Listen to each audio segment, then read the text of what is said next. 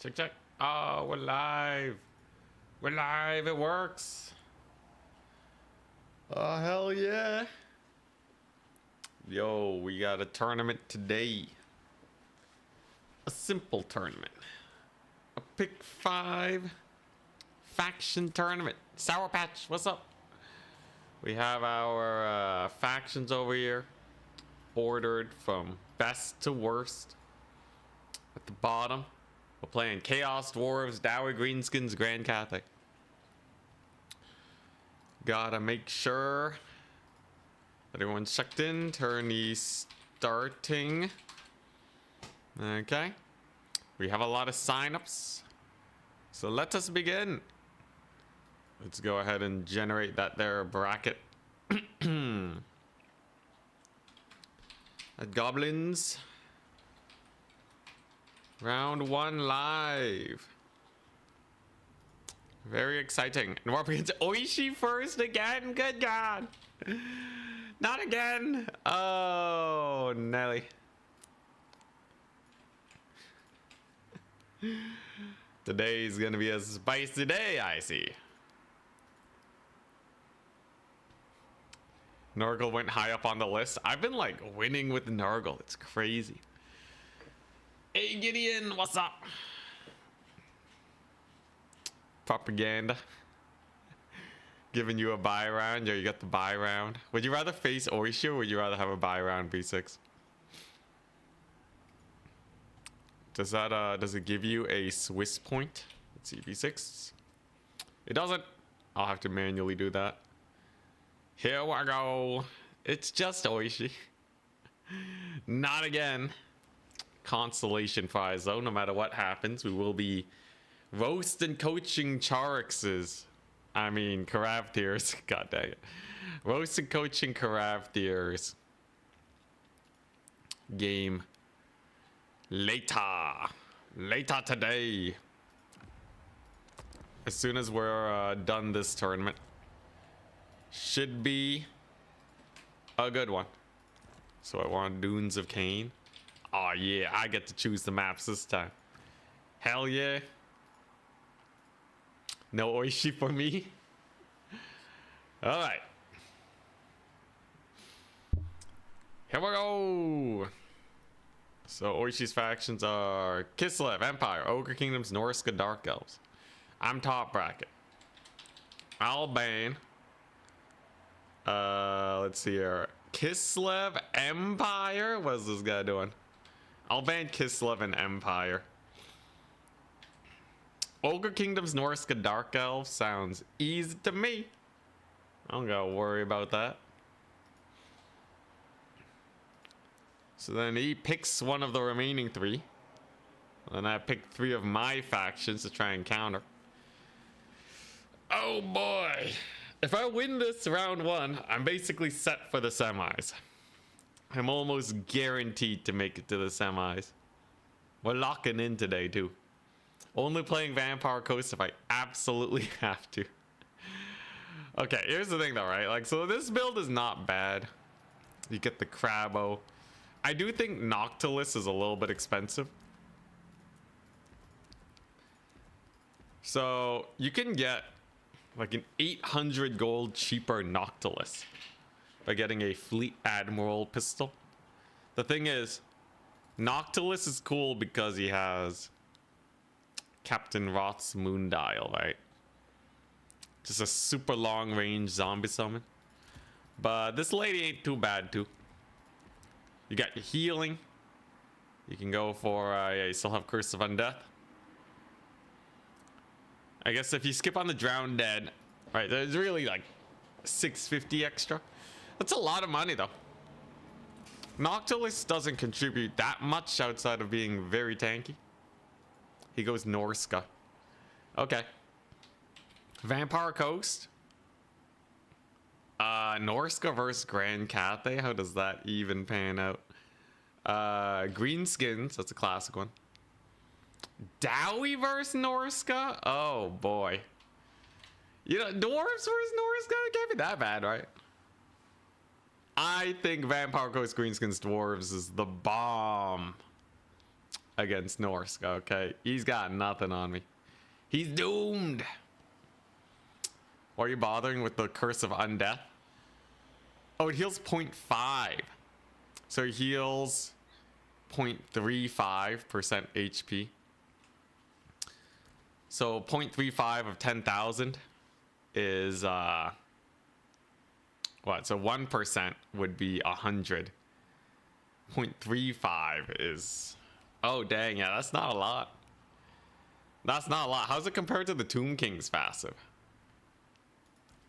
I thought it was higher. I guess they nerfed it. Tomb King's passive is 0.2. Holy crap. Yeah, you're right. Maximilianer is garbage. Absolutely garbage. All right, screw that biz. Thank you very much for enlightening me. Garbage. Absolutely. It's yeah, that's like, that's nothing. It's like 0 HP. There was just an update. Oh, I see.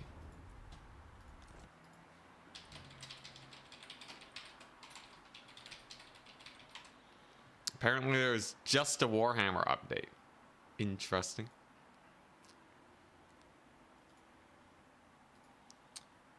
Yeah, Tomb King's passive is so much better. So much better. When's the tourney? Right now. We're up against Oishi. Top player on the leaderboard right now. You cry yourself to sleep every night comparing Tomb Kings and Nurgle passives to vampire accounts. Yeah, but you got corpse carts, man.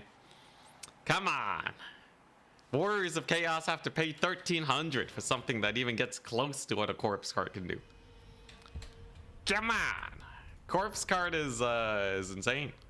He wants to play dwarves? Okay. Zadawi. Dowie versus Norsca. What a legendary matchup this one is. Can't be that bad, right? It's just Norsca.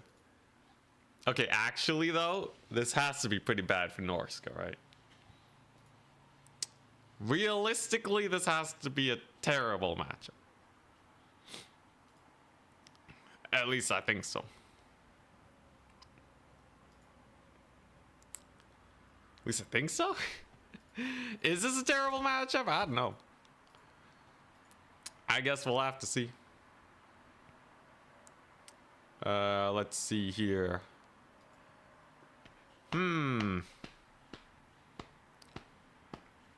Also, vampire accounts have lore of death. You can always take the lore of death if the lore of vampires is so garbage. You cooked? They got Scylla. True. I usually play that match, spam Marauders and win. We shall see. We shall see. I think he's a done for man.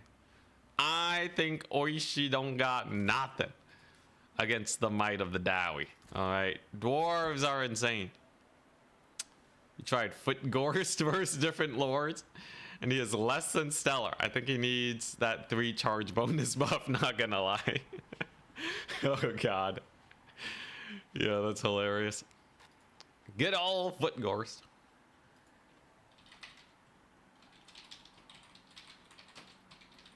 Apparently our versions as a match.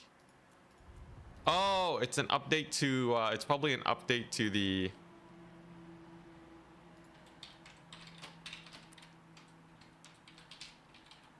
it's to the map pack. It's to the Total Tavern map pack. That makes sense. Just gotta unsubscribe, just gotta resubscribe, get it downloaded, and then we're good.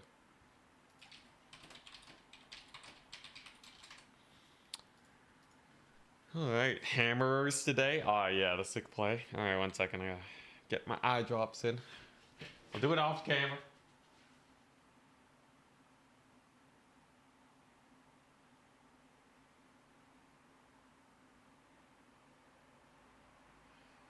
Ah, there you go. Oh man. Ooh, here we go. So Oishi's hosting. Anyways, I got a sick build, okay? I have an unbeatable build. Ain't no way Norsca beats us. Frostworm incoming. That would actually be kind of insane. Not that it'd be good, but it would be insane. Frostworm shenanigans, really? Alrighty. Let's see if I can elevate dwarves. They've made it to semifinals a couple times. So they gotta have something going on that actually makes them half decent.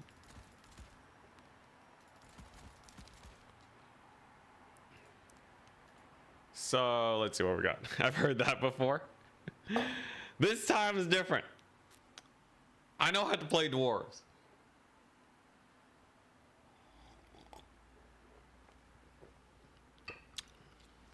Am I already looking bigger from the workouts? Must be the loose shirt. Okay, let's see. Maybe? I still look for the skinny bones, but it's like a little bit better. God, yeah, I think maybe it's like a little bit better. It's definitely my thinness helps out. God, I look gaunt, man. I look so gaunt. It's like, this is definitely more volume, though. It's working! Wait until you see my thighs, man. Them squats. Oh my gosh. Where are my exercise options? Aren't there isn't I thought 15 squats was on. Is it not on? It should be on. Macho man over here. Alright. How am I building versus Orishi? I gotta figure this out.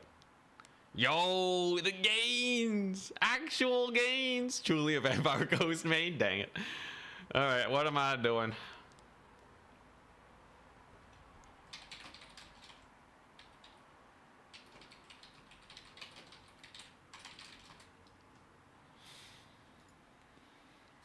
Gains through the roof? Are you natural? Alright. Isn't the camera supposed to add 10 pounds? Crap. That means I weigh nothing.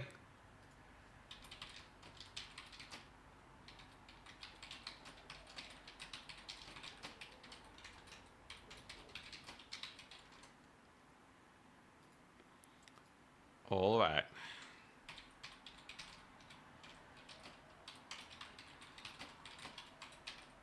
Compatible. Re-download the Total Tavern map pack. Alright, helping out people that are getting issues. Alright, I gotta do 15 squats. Let me just figure out what my lord options are first, and then we should be fine. I got a sick build though, okay? I got an amazing build. Ain't no way Orishi can beat this. It is actually physically impossible to defeat this build. The technology is too good. What am I taking? This is really the build. This is a very unhinged build, okay? This is an extraordinarily unhinged build. Oh my gosh.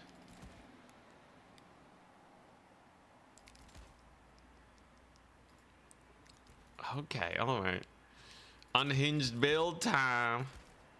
How crazy can we get? God, this is a dumb build. This is approaching stupidity territory.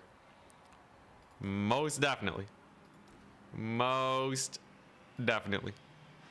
But I still think, despite the fact that we should be able to win this one. I have full faith and confidence, as you can tell. Time to do my squats. Oh boy, is this really the build? Is this really the build I'm taking? God, this don't feel very good.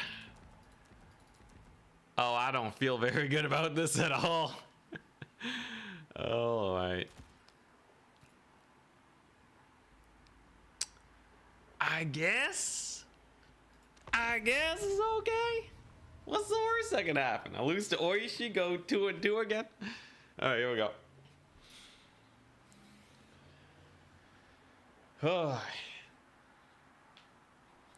Gotta get the squats in. Gotta get ripped.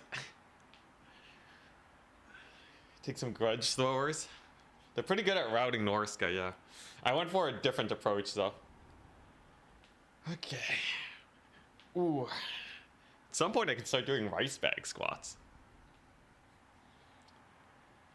Ooh. Oh god, alright, here we go. Oh. Oh, my thighs. Okay. We're pumped. We're pumped for today. Alright, here we go. Absolutely pumped. And ready to go. Bada bing. Bada boom. Welcome to Anticity's Madness. Hear me out. Hear me out. Okay? Norsca ain't got nothing on this. Ain't got a single thing versus, okay? Like, literally, what's he gonna do? Oh my god. This is Oishi abuse. It's either that or I lose horribly. I got a full Vanguard army. Minus the Slayers. So I use these guys to capture. We just value trade like crazy, right? You monster, oh my god. Yeah, no, this is the works, okay? This is a tournament legal build right here. This is what people would do before the Thunder Barge. If he has a dragon, it's getting shot to bits. He would need a dragon plus a rush ground force. And my gyro bomber micro is very well practiced, so I can kite it. He would need 2 dragons or like some manticores or something. But anyways, the rangers kind of keep him from chasing me too far. My body is ready. Here we go. Couple horsemen. Couple chariots. You can see the fear. You can see the fear in them. That's a good sign. A little bit of fear is very important here. All right, so first things first, gyro bombers go there. Gyrocopters go for his infantry. And we have the bloodlust. We absolutely have the bloodlust here. You can see Manticore summon, nice and early. Makes sense. This is why I have so many rangers, right?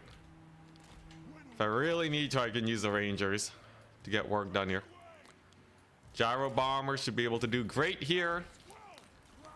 Couple shots in on the Manticore. As long as you micro this very well, I should be fine. This is mostly marauders and the like. Nothing too crazy. Gonna turn over here. Deal with his Chariot Doom squad with the gyro bombers. And we'll see how much work we can get done. They should only be able to get so much value before they undoubtedly route off, right? Pretty good bombing one. Was a pretty good bombing one. Let's get another ranger out here.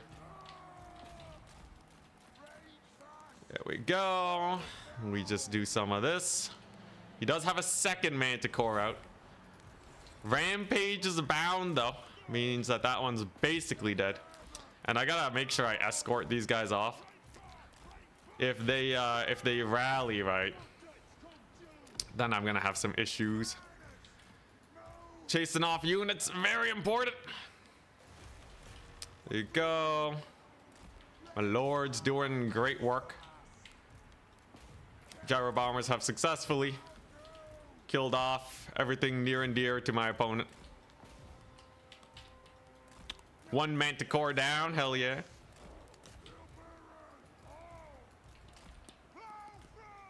Wolfric, not too much of an issue. I should be able to get another bombing run here, by the way. So let's just do that. Gotta be a little efficient here, right? Time is obviously of the essence. So we gotta get our blasting charges on as fools. So there goes that unit, more or less gone. And we just gotta focus fire his poor little chariots here, right?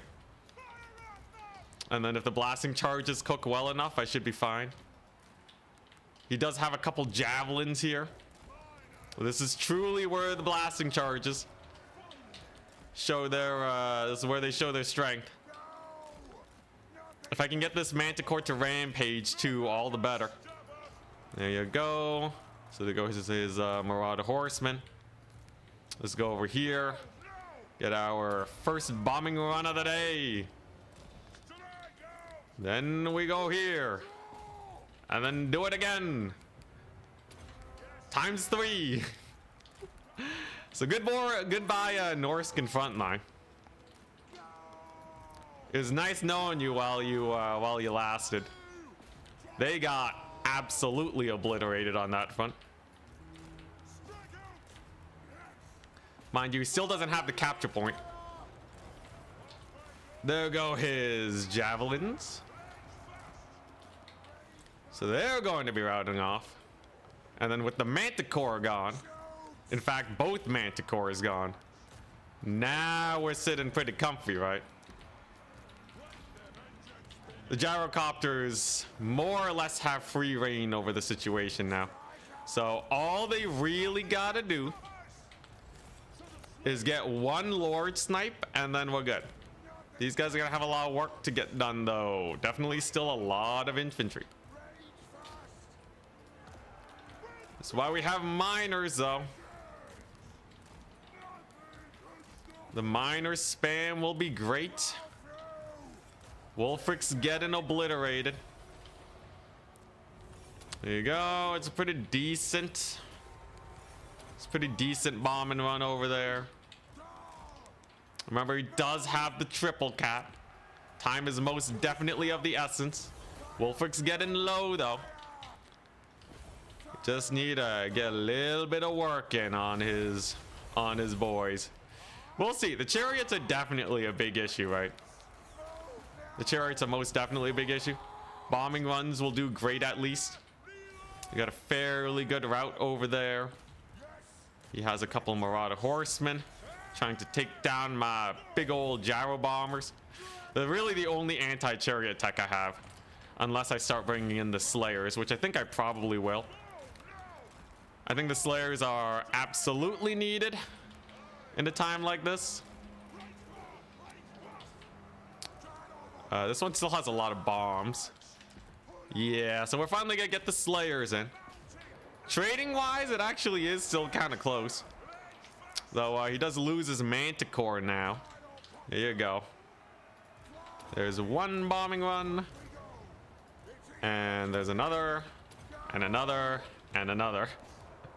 Just to really finish the job. You just really want to finish that job. There goes Wolfric. Okay. So now my gyro bombers can dedicate their lives to dealing with all these annoying dudes. Very nice. Re-securing this point before the 1,000 mark is very important. The loss of Wolfric is going to be painful. And that should, emphasis on should, start to stabilize things here. As losing Wolfric is big suck for my opponent. He kind of needs Wolfric for to stabilize the leadership. Otherwise, like everything here is just going to be routing, right? 1 point is secured already. So I could even just de-summon these gyrocopters. So I definitely don't need that one anymore. I definitely want to get the rest of my bombing runs off and capture these points. But as soon as I'm done dropping my bombs, we're essentially done here. There ain't too much else that needs to be done. There you go. Goodbye, Marauders. That was a pretty good bombing run. That was a pretty good one. All right, let's get the gyrocopters here. Should be able to secure this point. And the bombing runs will stop his infantry from showing up, right? He's basically stuck to just his chariots, which I believe is a rather nice advantage. There's the second capture point. Brotherhood of Grimnir coming on in. They should be able to do fine. Bombing run number 1. Bombing run number 2. All right. Unfortunately, the Marauders stick around. But they should be routing very soon. And then I should be able to secure this point and then we're fine. Most of his stuff are not able to come back or are horrifically injured. Plus he's summoned a Manticore that can't really do too much. I will say his Chariot Micro is rather devastating. But with just Chariot Micro alone, I don't think he manages to win this. It's definitely questionable. Do I have another bombing run here? Not quite, not quite. I'm looking for the bombing runs. I need as many bombing runs as possible. Okay, this one I could desummon. This gyro bomber I'm keeping in here so it can smack his dudes in the face. That's a pretty good hit on the Marauder Horsemen, so we just escort them off the battlefield. This one's absolutely out of ammunition, so that doesn't matter. And now he's pretty tabled, right?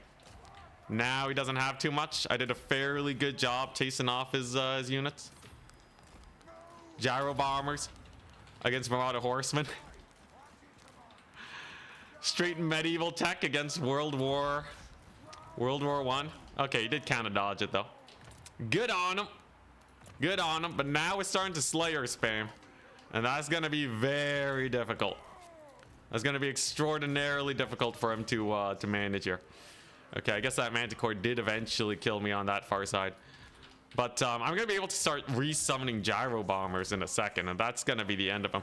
He actually resummoned Wolfric. That's a crazy... That's a crazy thought. Okay.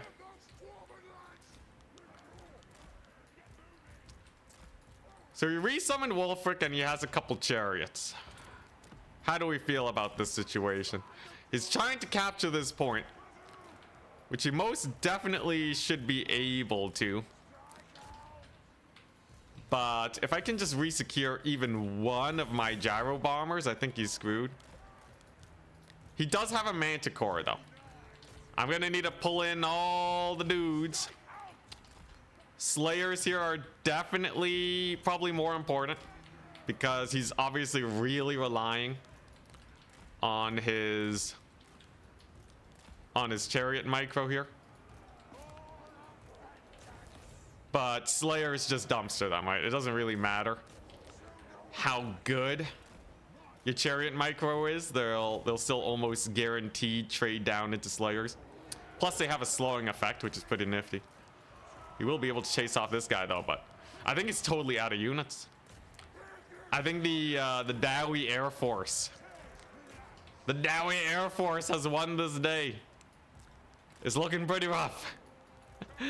Despite everything, it was still a little bit sus. I don't know if it was like super close or anything, but it was definitely a little bit sus. But yeah, I got like Doom Seekers and such here. And if he ever loses the Manticore, I just bring in Gyro Bombers and he's dead. I will say, I did have to micro the gyrocopters really hard. If it wasn't for like the exquisite bombing runs, he probably would have killed me there. He had a lot of infantry that we needed to use our bombs very effectively against. But I am an old school dwarf player. This is what I've been doing for a rather long time. This was my existence back in the day. So I'm gonna try and go for this one. Do they have charge defense? They don't. Can they brace? The brace was good enough to catch some of the chariots. Not the most impressive thing in the world, but whatever, I'll take it. I guess I'll use my Lord to bully Wolfric. We'll just get these guys in here. So his Manticore is now distracted. That's a big plus. This one's getting caught up. He's never capturing this point. And now I win on a double cap, so he should just be dead. Doesn't matter how good his micro is, he should just be dead. And the gyrocopters can avoid the Manticore and shoot at the same time. So they like double don't have to worry. Slayers are doing good. This is a very old school playstyle, by the way. This build is as old as Dowie. Yeah, Oishi's Chariot Micro is very scary. Like, he's putting in work with them, man. He's putting absolute work. He's grinding as hard as he can. But, like, the whole bait here is that I'm forcing him to spam Chariots and Manticores. And generally... Okay, like, the Chariots are really good. But the Manticores, it's kind of 800 gold down where you don't have capture weight. You can barely catch the Gyro Bombers, too. The Manticore is just a little too slow for that. 90 speed to his 81 because he's a little tired. So, like, the Gyro Bombers still kind of have a field day. You almost need something else, right? Which is why people suggest the Frost Worm, but that doesn't work out too well either. So, like, this Gyro Bomber is gaining value and distracting a Manticore, which is very good value for us. He chucks out a Pit of Shades to catch some of my infantry. It's gonna be a little painful, but he's still triple capped. Also, the double Gyro Bomber support means that these guys don't even have speed anymore. Wolfric's going down to my lord, who refuses to die. He literally has an ability that makes him refuse to die. And it appears the Disgusto build has won. Oh man, I really had to get the value with the bomb drops though. Alright. That required a lot of micro. Alright, as cheesy as it is, it did require a lot of micro. A lot of poor Marauders. Ate some bombs to the face. Unfortunately, there's a cap to how many chariots he can take. Otherwise, I think he would just run a pure chariot build.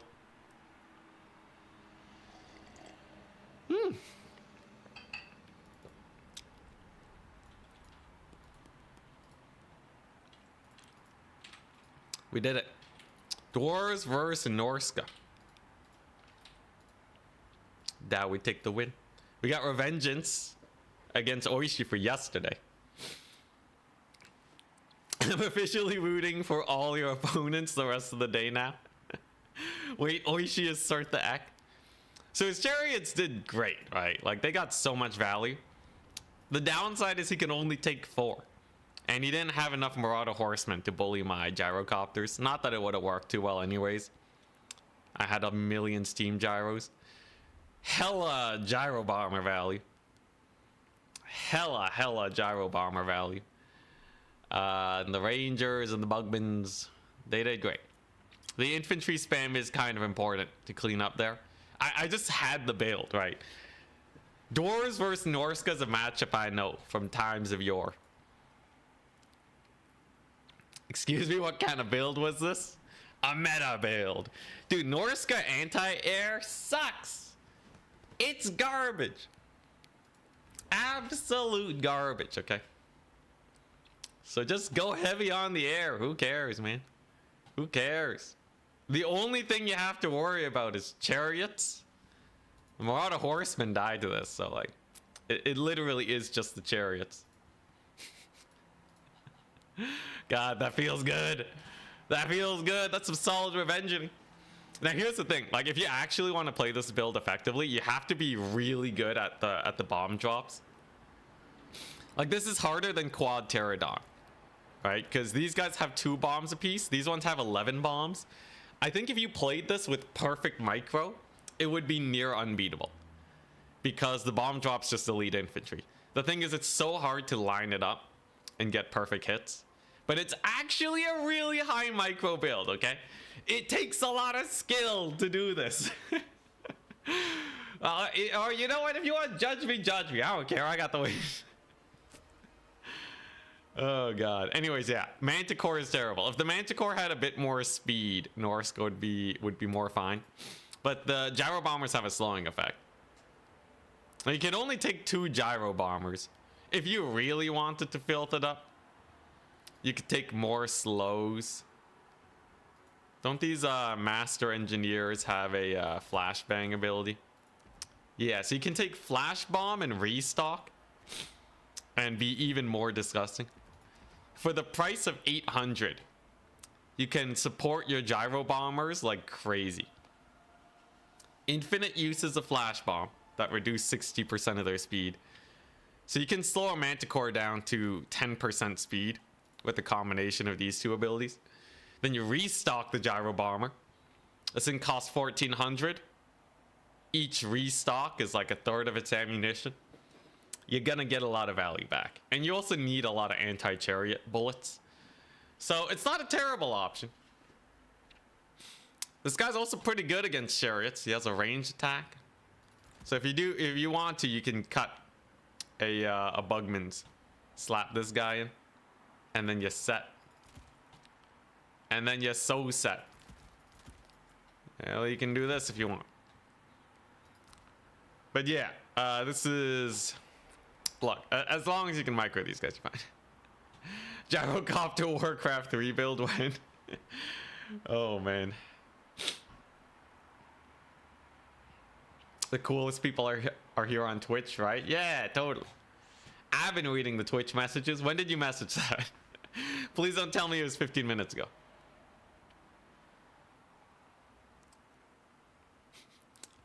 This build has been refined for the last 500 years. Dude, this build in land battle against Norsca is disgusting. You only need just enough to kill the manticores and the Marauder Horsemen. And then the rest is just disgusto air kite. These guys, by the way, unlike deck droppers, they can actually snipe foot characters. Yeah, Twitch represent. What's up, Asp? Asp's been around for a while. I recognize that name. Did you get any value on the javelins? No, they just died to the gyro bomber. Javelins is actually bait. So if you don't know this matchup and you take javelins, you're a dead man. It only takes a couple bombs.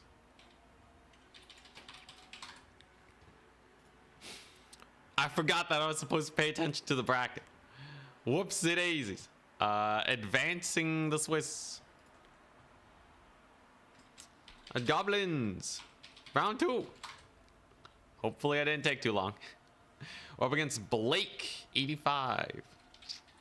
Yo, maybe I don't have to play dwarves after this and I can sub them out for like lizardmen. I'll do a poll at the end of the stream.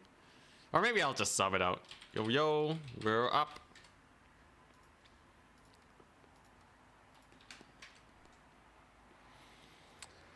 Here we go.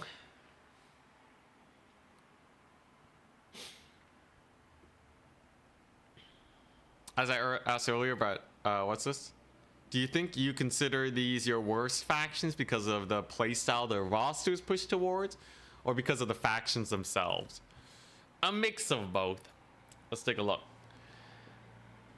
So these factions that are at the bottom, they're there because of both. The ones in the middle don't fit my playstyle, but are pretty strong in their own right. The ones at the top are strong and fit my playstyle. So yeah, like, you know, if you look at Dowie, Greenskins, Grand Cathay, Vampire Coast, they're pretty low on Total Tavern. He's High Elves X5. Aw, hell yeah. Who's top bracket? What's the map? I'm top bracket. Okay, so my 3. We're on proving grounds. My 3 will be okay, so he's High Elves X5. Greenskins has to be good there. Grand Cathay has to be good there. Coast is terrible into High Elves. Dowie versus High Elves? I don't know, man. It's been a long time since I played that one. Generally, I think High Elves can have a field day in an open map too. Greenskins, Grand Cathay, Chaos Dwarves are my 3 factions. Let's see what he does. What faction do you enjoy the least to play? Is that your worst faction? Honestly, right now, I may even rather play Skaven than Vampire Coast. Vampire Coast has too many traumatizing memories of nerfs. Oops. He wants to play versus Greenskins. Nice. Yeah, there's so many units here that kind of suck now. I was never a big fan of crab builds with Coast. I liked it when you can micro your gunnery whites and you had some good anti-infantry. I think Vampire Coast might actually be the bottom tier. Regardless, he's playing against not Coast, he's playing against Greenskins. High Elves versus Greenskins. A fun matchup indeed, totally manageable.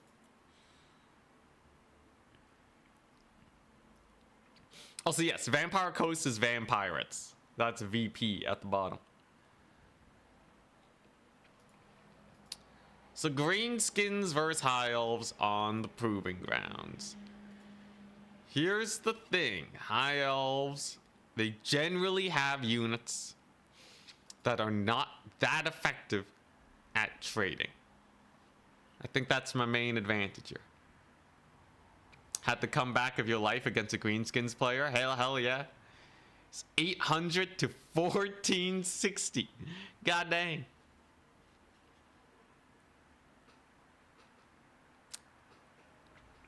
But yeah, Vampire Coast kind of got annihilated.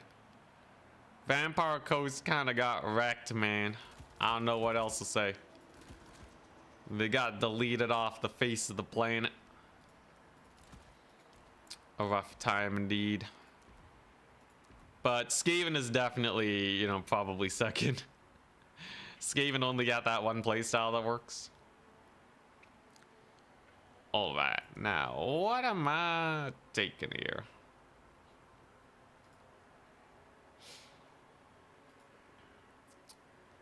Hobo honkers? What? What is that? It's a game of some sort? Okay.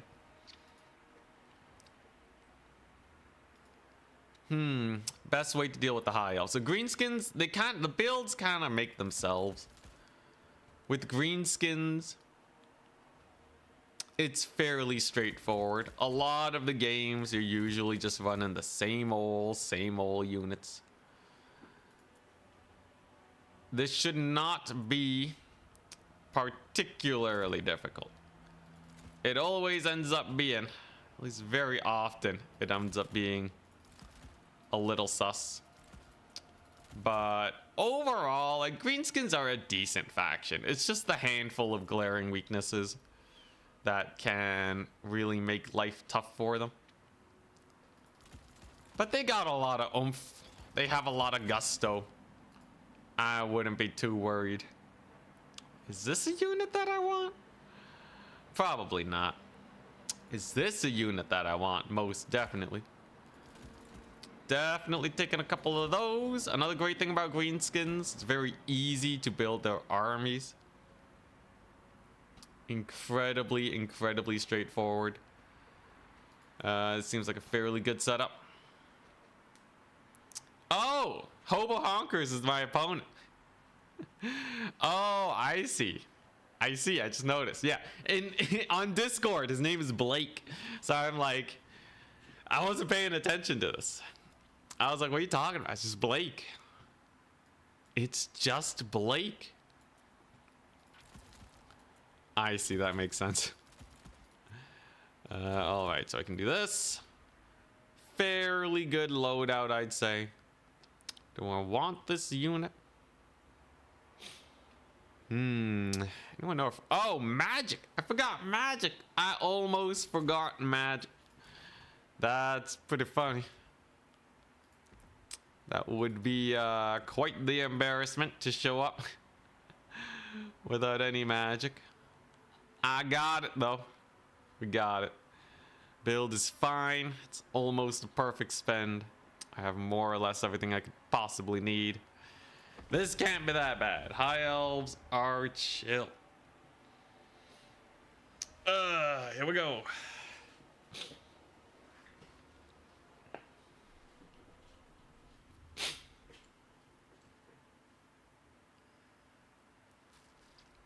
Vampire counts as VMP in the game files. Vampire Coast is CST. CST, huh? The thing is, it's not a 2-letter. And like CT doesn't, you know, doesn't invoke Vampire Coast, right? Excuse me. So I don't know. I don't know how much I like that. I feel like it's got to start with the V. Vindictive glare time? Nah. I got no intention to Lord Snipe. I'm going an old school build once again. 6 skirms. 6 skirmishers. We got some fanatics going on. Love to see it. I got some squiggies. We got some error boys. Only a few though. They gotta stay safe, but we're the ones rushing, so they probably will be fine. Pretty good look, have fun. My caster is in fact in reserve. Ultra cheap. Just a shaman. And yeah, absolutely. Wolf Rider hard carry for sure. My skirmish micro will most definitely be hard carrying me this battle. Good luck, have fun indeed. His army has 11 units. Spearmen. Some Lothern Sea Guard. So it's just a block of units and a Lord. It's 5 Spearmen, 5 Lothern, and an expensive Lord, right? 5 Spearmen and 5 Lothern does not make up a whole army, does it? Can't be that expensive. Fairly decked out Tyrion, okay. Maybe he has some silver in the middle there. Lothern Sea Guard do have slightly less range, by the way. So I don't have to worry about them too much. I can stall his advance by kind of Perun, kind of dancing around here. You can dodge his archer volleys just fine. Then we're gonna line up our army to get a solid contested fight against him. As long as I dodge with my skirmishers well enough, they won't be taking too much damage. First of the Cav have arrived. Caster is on the battlefield now. And these guys are fanatics. So what I found the other day is the fanatics are kind of cool. They're kind of sick. They're kind of disgusting. Silver helms. Want to be a little careful around them. Probably got to back up these flanking units with Cav, otherwise they'll just get traded out. That would be most unfortunate. He does have a mage of fire. Okay. Okay, what I really want though is to just get the big hit in. Overall, my archers have already done loads of damage to his very expensive units. Grom does not want to tussle with Tyrion, but he has drawn him away. Whoa. I see what you're putting down. Okay. I'm just gonna back up from that business. Ain't nobody wants to fight that. Instead, I'm just gonna fanatic his silver helms. There you go. They do pretty good damage. She trades 900 gold cavalry for my dudes. That's a decent situation. The cavalry kind of lived though. But overall, it is a decent situation. Tyrion's mostly mucked up. I can get my archers here. They can handle that situation just fine. His cavalry's going down. And Grom has to just not die versus Tyrion. As long as he lives there, I am perfectly comfortable. A little bit more Cav should go a long way. Grom's got that sick healing, so I don't have to worry about him too much. We'll probably get our loons back soon. That'll be very hype. Oh, hell yeah, we already got him. Get the fanatics. There we go. A little bit of damage and shock damage in the back. Fanatics having a dandy old time. Oh, no, okay, that unit's just routing. That's fine. Fortunately, Tyrion does get a pretty nice blob into Burning Head Valley there. But overall, most of my archers are still alive. Value trading says it's very much in the favor for my opponent, though. So we must be wary. I feel like it's not in his favor, but apparently it is. Regardless, we can bully his dude here. If I just get some sick fanatics on his Fireborn, I think he's a dead man. A lot of his Lothern Sea Guard are not doing especially well in this situation. Grom the Paunch should be able to kill his caster soon. You can see the Fireborn are actually backing it up. And I have more loons. We do have more loons here. And just a whack load more Orc Boar cavalry.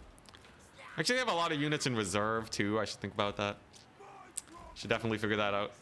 Kind of surprised how much damage Tyrion took, by the way. Don't know what actually caused it. But fairly nice nonetheless. He gets another burning head down. Not too much damage. Fairly manageable, I'd say. And most of his value is going to be trying to get the Fireborn to get some work in, right? The Fireborn have to get some sort of value. Otherwise, this ain't gonna be too pretty. Can I buff these guys? The weapon strength is not very high. But I'm gonna try it anyways. Oh, dang. Okay, so Tyrion's out for blood. We'll just go over there. I still have my loons. I still have a couple loons. So we're just gonna send them across. This value trading slowly goes in my favor as we continue to beat up Tyrion. Lots of my skirmishers are doing fine. And I definitely have a cavalry advantage. Ouch. Pretty good wind spell, though, over there. From Tyrion. This is rather painful. His caster over there is pretty chunky, too. I do still have a double cap. I do still have my skirmishers with almost free reign over them. So I'm not too terrified still. It really is just this one high elf block that I gotta worry about. Oh, that's a pretty good burning head. Holy moly. Okay, that one was pretty spicy. But I do get another fanatic volley on his rangers. You can see the damage there on top of the skirmishers. Doing really well. White lions. Also about to eat a face full of fanatics. I feel like fanatics are pretty underrated. I can't wait to see their value later on in the battle. But yeah, Tyrion, as long as I keep him mucked up in the infantry in the forest, I think we'll be okay. I also have a wall coming on in soon. The wall is very important because it should be able to buff up my cavalry to the point where they can actually contest the Fireborn with all of their buffs. Very nice. We got a route there. Very nice. We have another route there. And I think he's just starting to run out of units, right? The Green Tide is just too much of a menace. Fireborn are getting absolutely dumpstered by the oh so powerful forces of the Greenskins.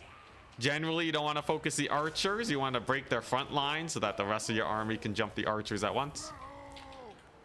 And that rear charge with the chariots should be able to finish them off.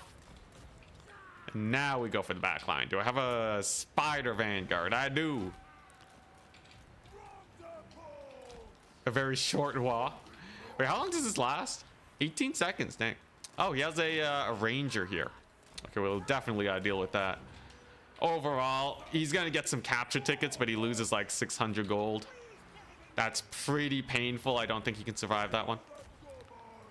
The fighting overall looks like there's no more cav. So I should definitely disengage my cavalry in that situation. We got our skirmishers here. Grom the Paunch with his banner is nigh indestructible. So you should be fine. Oh, dang, the Fireborn are chasing. Dang, some bloodthirsty Fireborn.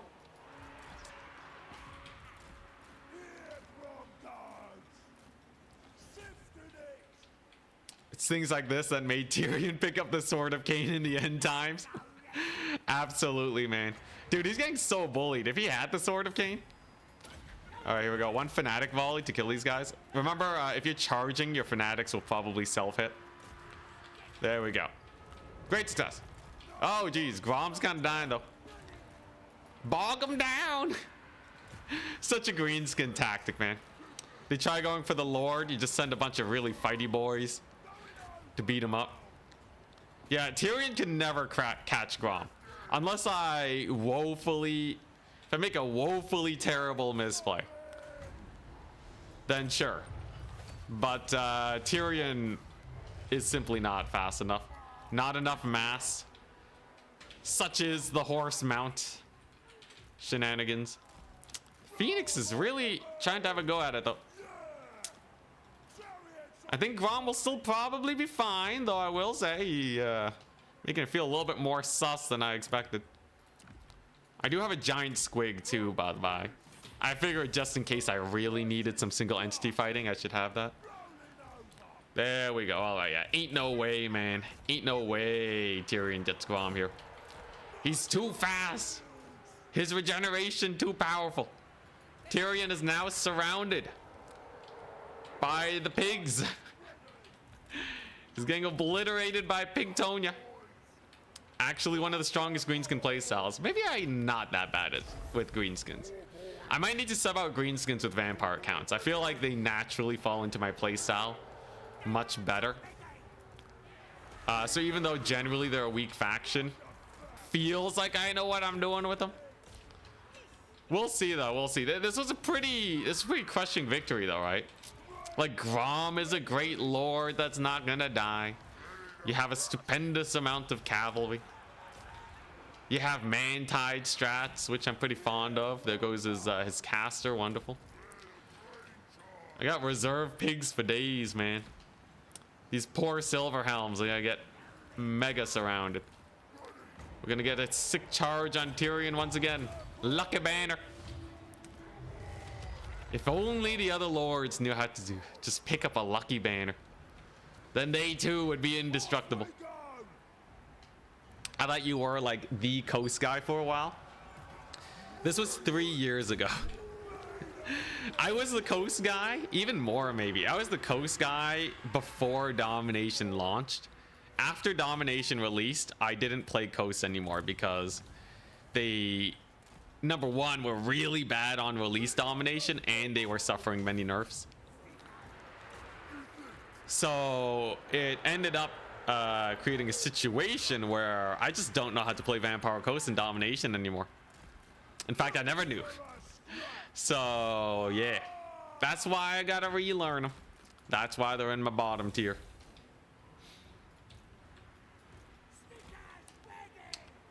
Yeah, yo, Greenskins. Greenskin Hog Rider. Shenanigans. I got like almost all my dudes. I'm missing 3 guys on the battlefield. Okay, a lot of them are battered and bruised though. I should probably just de-summon. Not the goblins though. Ooh, Acid Burpa on his Reavers too. That's pretty jokes. And that's GG. So yeah, there you go. Stretching my jaw. I got weird jaw problems. Greenskins versus High Elves. Greenskins take the win.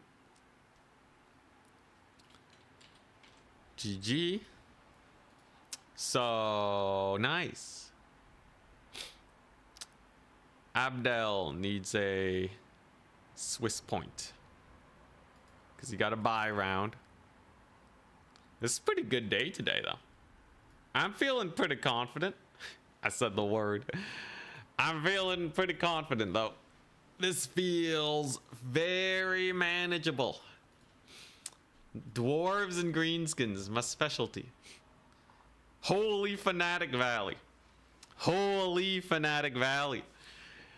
Oh my god. Have you seen a unit of infantry pay for themselves twice over?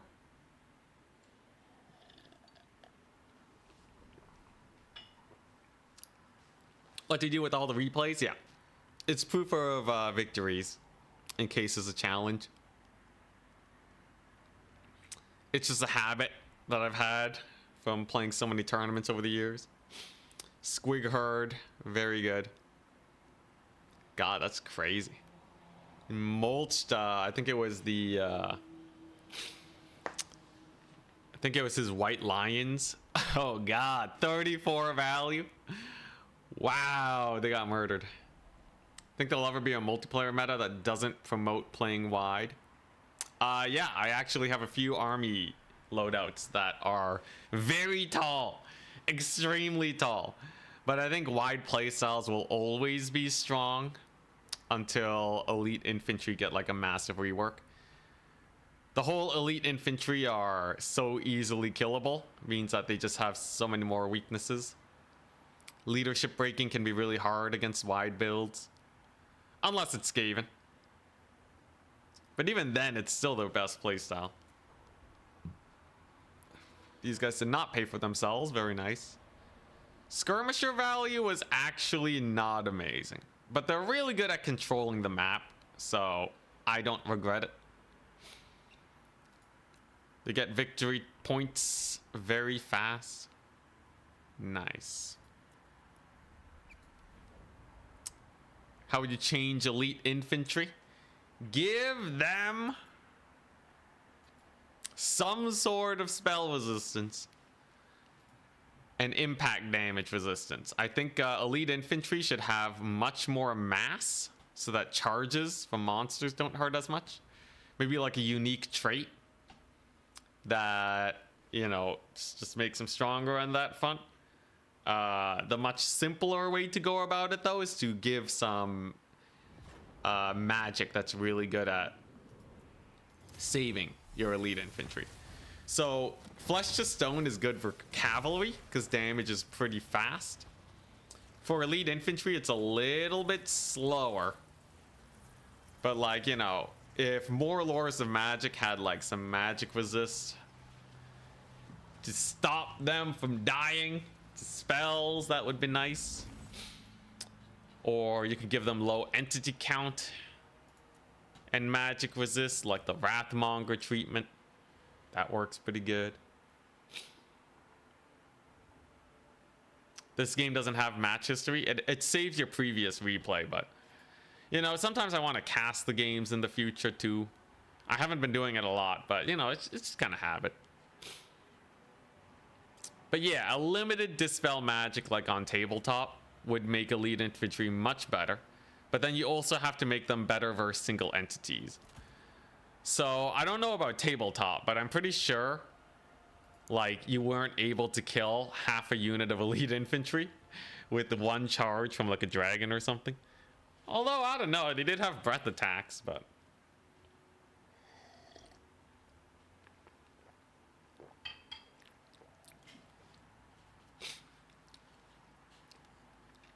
yeah, anything really big should only have like one counter and should be really good at its specific job. So let's go to like let's go to Zargard. Zargard are actually pretty good, but they're only taken, I think, because the rest of the Kislev infantry is a little lackluster. What is this unit supposed to do? Like what does this unit actually do, right? They trade well into other infantry. That's it. They don't do that well versus monstrous units. They don't do well versus large. They don't do well versus lords. They're even worse against large monsters. The only thing they do is kill infantry. And why would you spend 1,000 gold to kill infantry when you can spend 1,000 gold to kill infantry faster? Or have a mid-tier unit. Like these mid-tier DPS guys to clear chaff, way better, right? So how would I fix Zargard? Make them way tankier. Make them way tankier. A force to be reckoned with. That you are, you know, you basically have to shoot down. Maybe give them an ability where their mass can increase if they're braced. Like their bracing effect increases their mass by a lot. Honestly, if you give most elite infantry the dwarf treatment, so you have a similar situation where dwarf warriors actually have charged defense against large despite not being spear infantry. And these guys you do see. Like Longbeards is a solid holding unit. Really high leadership, right? So I think, you know, I think Longbeards is more or less what you should base your elite infantry on. Charge defense against large, right? Iron Breakers, also the same thing. Expert charge defense. Suddenly, you only have a couple ways to kill them. 35% spell resist. Even then, you don't really see this unit because they're very slow. But boy, did they do their job well. A lot of factions would love to have Iron Breakers. It's just dwarves are a bit too slow. They can't afford to field a very slow elite infantry in domination for a high price. So they usually go for Doom Seekers, which are low entity count spell resist. Also very good. Yeah, just give elite infantry expert charge defense. What about temple guard? You actually do see temple guard sometimes. Because, you know, they have anti-large, expert charge defense. I think that's probably the main thing. And lots of HP, of course. That's probably the main thing. Kepler Guard have regeneration, which makes up for their lack of charge defense. Storm Vermin use, or Skaven use Storm Vermin, because they have charge defense. Yeah. So, like, I don't know. Honestly, a lot of elite infantry are used. They're just kind of niche right now. They could probably use, like, a teeny tiny buff.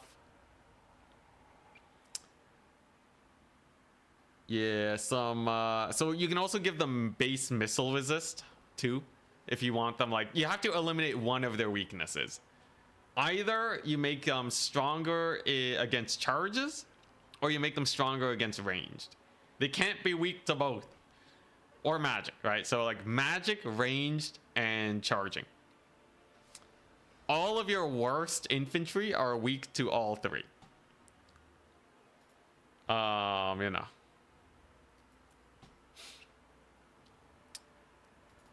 Exalted Plague Bearers, I guess they kind of have a ranged attack. But even then, you don't really see them that much over Pestigors. They are really tanky though, which kind of makes them slightly better versus range and charging and all that. So they're kind of slightly good against all of them. These guys have decent range reduction, expert charge defense. You do see them. You know, actually there are a lot. The ones that suck though, Blackguard, no HP, oh god. Hargoneth Executioners. Okay, yeah, so this Hargoneth Executioners are the perfect example. Actually, I should this is a good proposition to CA.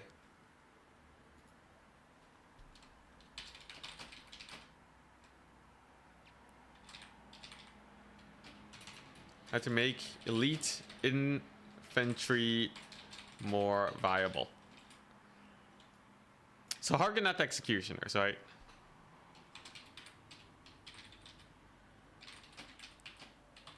Other elite units.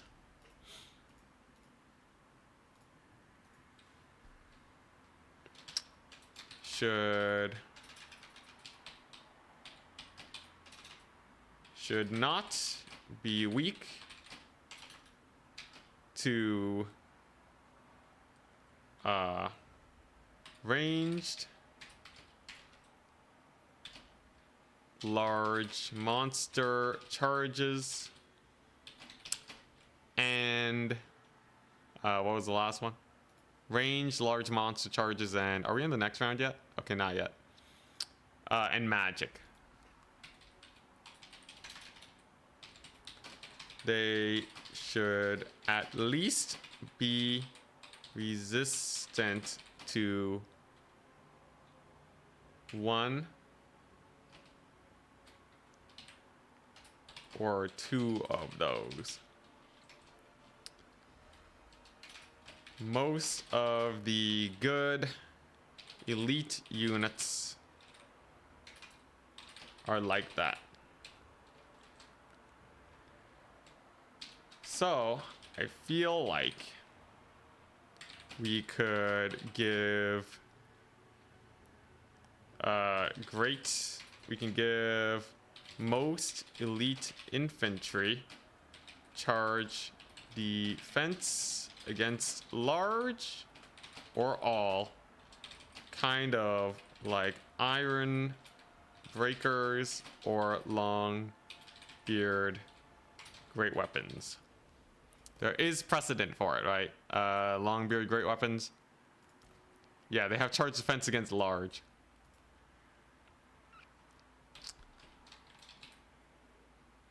Also, some HP boosts would be nice for HP boosts or entity reductions would help versus impact damage and magic. All right, there you go. That's yeah.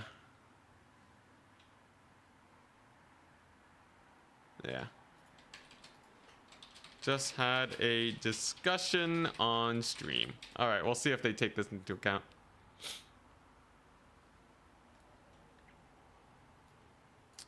Fingers crossed. Fingers crossed. I think that would more or less do it.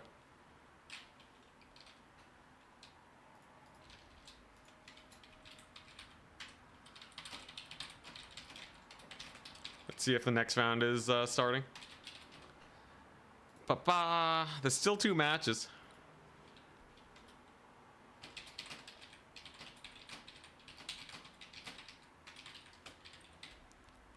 Now we gotta do this. Okay.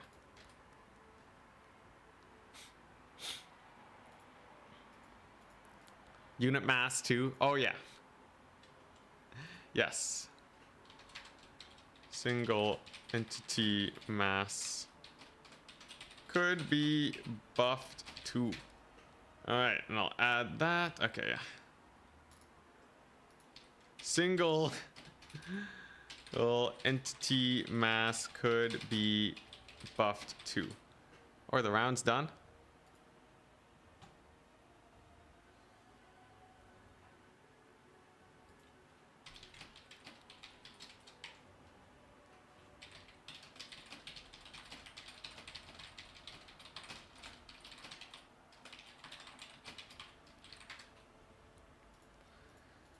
Okay, still waiting. Still waiting. Redeem to hydrate. Thank you, thank you. We can't even see your notes. Yeah, well, you know, it's NDA stuff. I can't leak messages to CA or messages that they send back.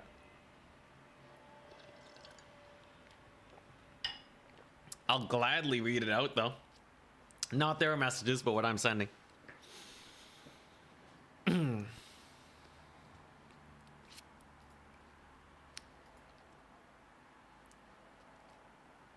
Giving all elites charge defense sounds ridiculous. The model reduction suggestion is nice though. I think they don't all need charge defense, but they got to be resistant in some way, right? They have to be tanky on at least one of the fronts. So if it's not charge defense, it has to be missile resist, or it has to be really low entity count, right? So like if you yeah, like model reduction on Harganeth and mass increase would help out a lot. But like, yeah, I feel like you know, I feel like a lot of them could have some sort of charge defense. Like they're elite, right? And it kind of lines up in my head because that's what what you would do against cavalry charges historically. The more elite your unit is, the less they're gonna, you know, shuffle around against cavalry charges and then get smacked as their formation gets broken up. The more elite you are, the better you are at standing your ground against these big charges. So it does have precedent that they would have at least charge defense against large. But, you know, it does feel a little weird. But, like, I don't think people are really complaining that like dwarf longbeards have charge defense against large, right? Like that's not really that weird. But yeah, you know, entity count is another way to fix it. I gave them options. They can do whatever makes the most sense. You can also just up their mass to really high levels. That might change up a lot of things though, in how the game plays, but you know, I think it all works. It all works. In the end, I give the suggestions, they do what makes sense. I'm not actually, you know, it's not like my suggestions will actually make CA make bad decisions. I know there can be some worry of that though. Maybe I overemphasize that one thing of a juke. Anyways. Oh, okay. The website wasn't updating for a second. It should be fixed now. Hell yeah! Advancing the Swiss. At Goblins, round 3 has begun.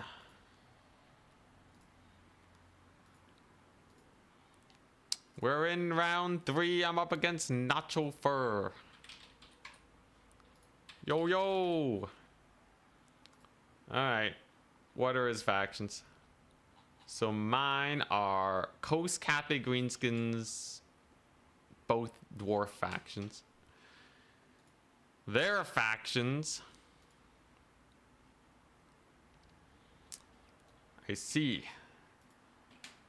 Empire, Tzeentch, dwarves.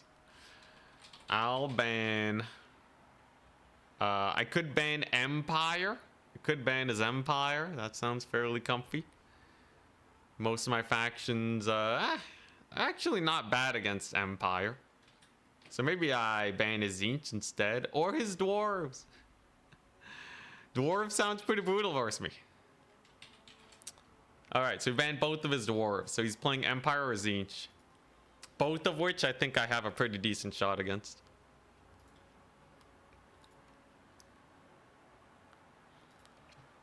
Yeah, even like a partial charge negation. Look, anything to make them tankier against charges. I feel like it doesn't make a lot of sense when the depth guard unit gets charged by cavalry and they're basically half dead. Ban Empire. I want to test myself. I think it's a better learning experience to play against Empire. Okay, so on Chateau. Rockfort. But yeah, or like elite infantry should at least be able to trade into that a little bit easier.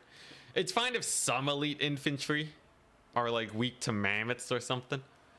But then they gotta be really good at whatever they're supposed to be doing, right? Like executioners, if they're gonna be glass cannons, they gotta be like exalted bloodletters worth of damage to infantry. It has to be like ludicrous damage. Tzeentch. Interesting. So what are my anti-Tzeentch factions? Chaos Dwarves is hilarious because they're fire resist up the wazoo.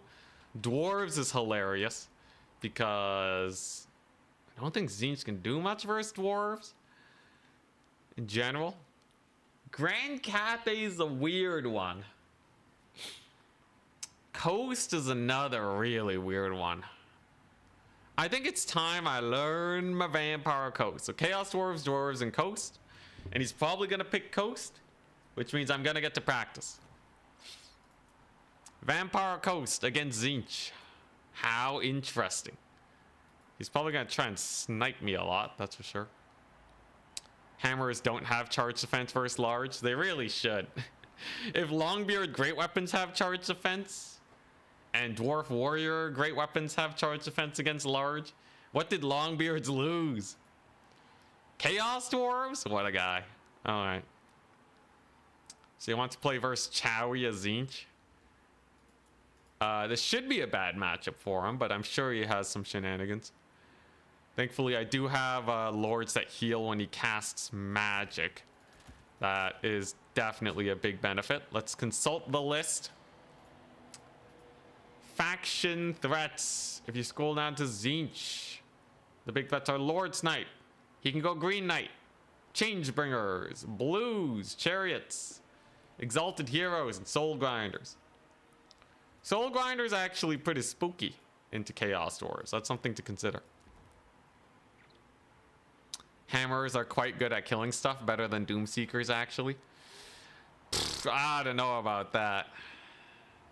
Maybe, but they're way squishier than Doomseekers. And much slower. And I think I would, if I had to lawyer it, I think speed is an important part of killing things. I think without speed, what do you have even?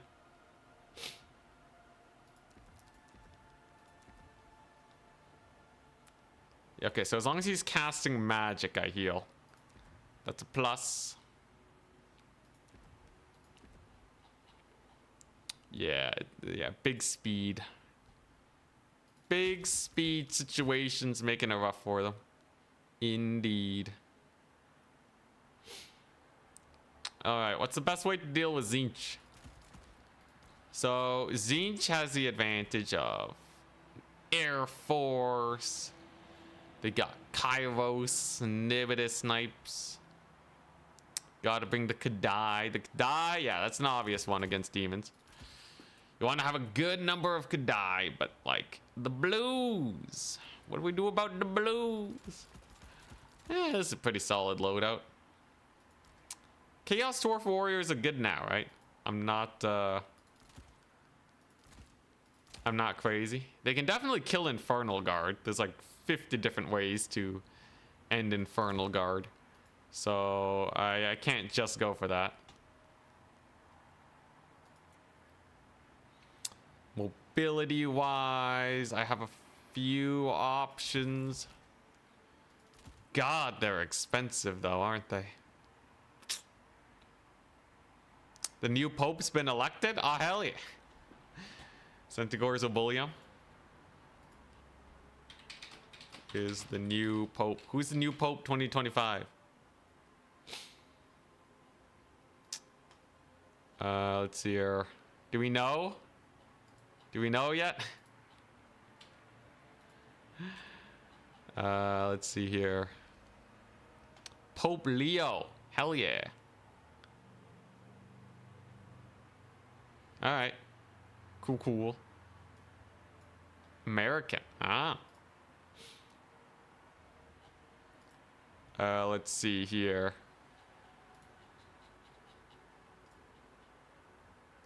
Am I going for... Oh, man. Spending-wise is a little weird. I really know how to do spending. Is he cool? I haven't heard of him. That's why my reaction is very reserved. Is he cool, or is this like... Should I be worried? Let's see. What do I get here? It's really hard min-maxing my money, I'm not gonna lie. Money min-max, kind of difficult. Okay, that's, you know, that's decent. And then I want one of these. God. Yeah, the more I look at this build, the more worried I get. I'm not gonna lie, guys. Tzeentch can be a very big menace in many a situation. Though, I think this build will be at least good enough to handle most of what he can throw at me. Triple Dreadquake train. Alright, here I go. If we lose this one, we're still probably making it to semis. Considering we beat Oishi. No one's really ever heard of him? Huh? Alright, well, hopefully he's chill. I heard the last Pope was pretty chill, actually. I heard he was pretty cool. So, you know. As long as this Pope ain't a crazy person, I think we'll be fine.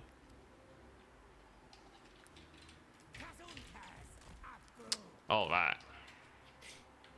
Here's the build. Simple. How many cardinals has anyone heard of? I saw in the news of like a couple popes that, you know, might become pope. And I was like, okay, that looks kind of cool.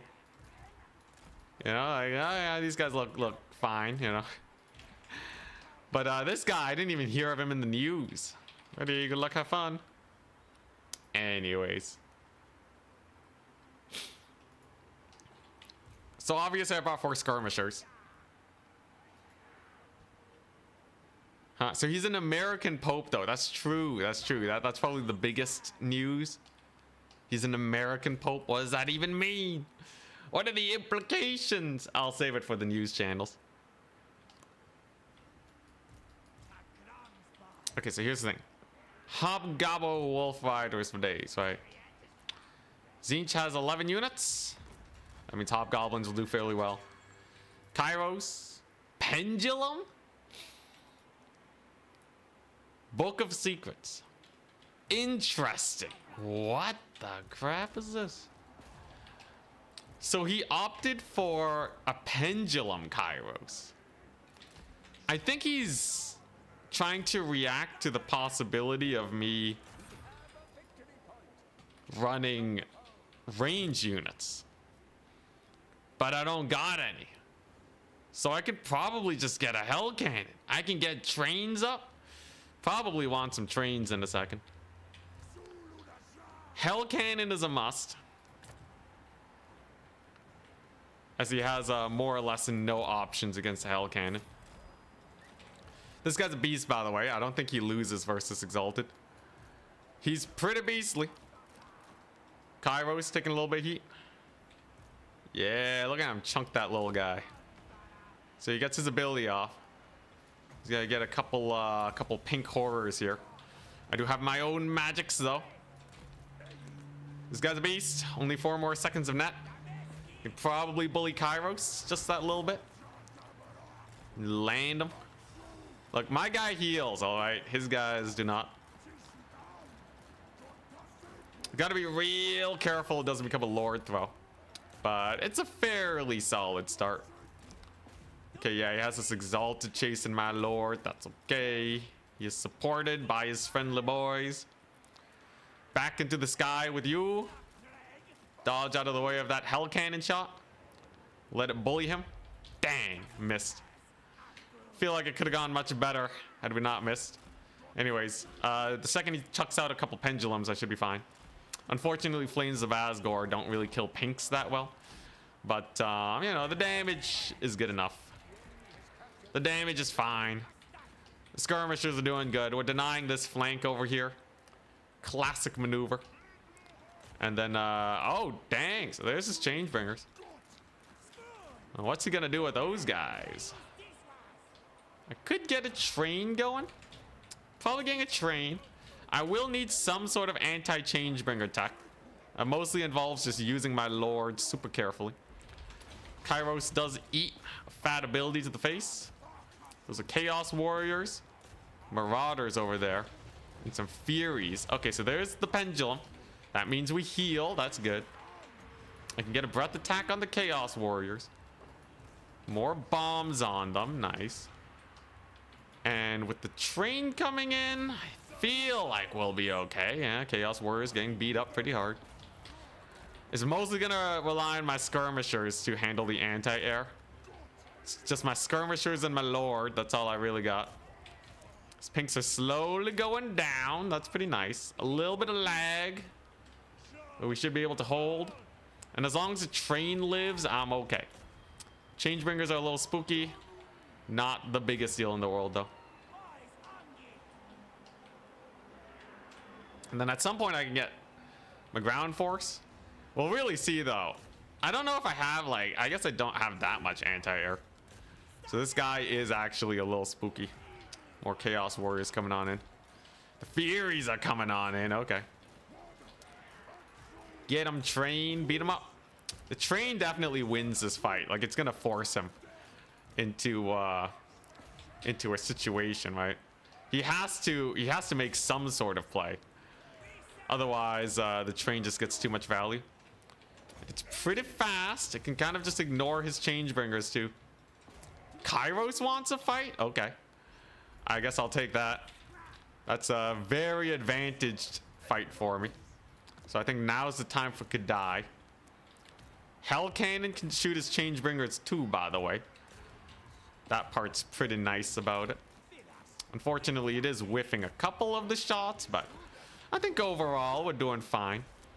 I got another Flames of Asgore right on top of those Chaos Warriors of Tzeentch. So goodbye them. My train's doing some work against them too.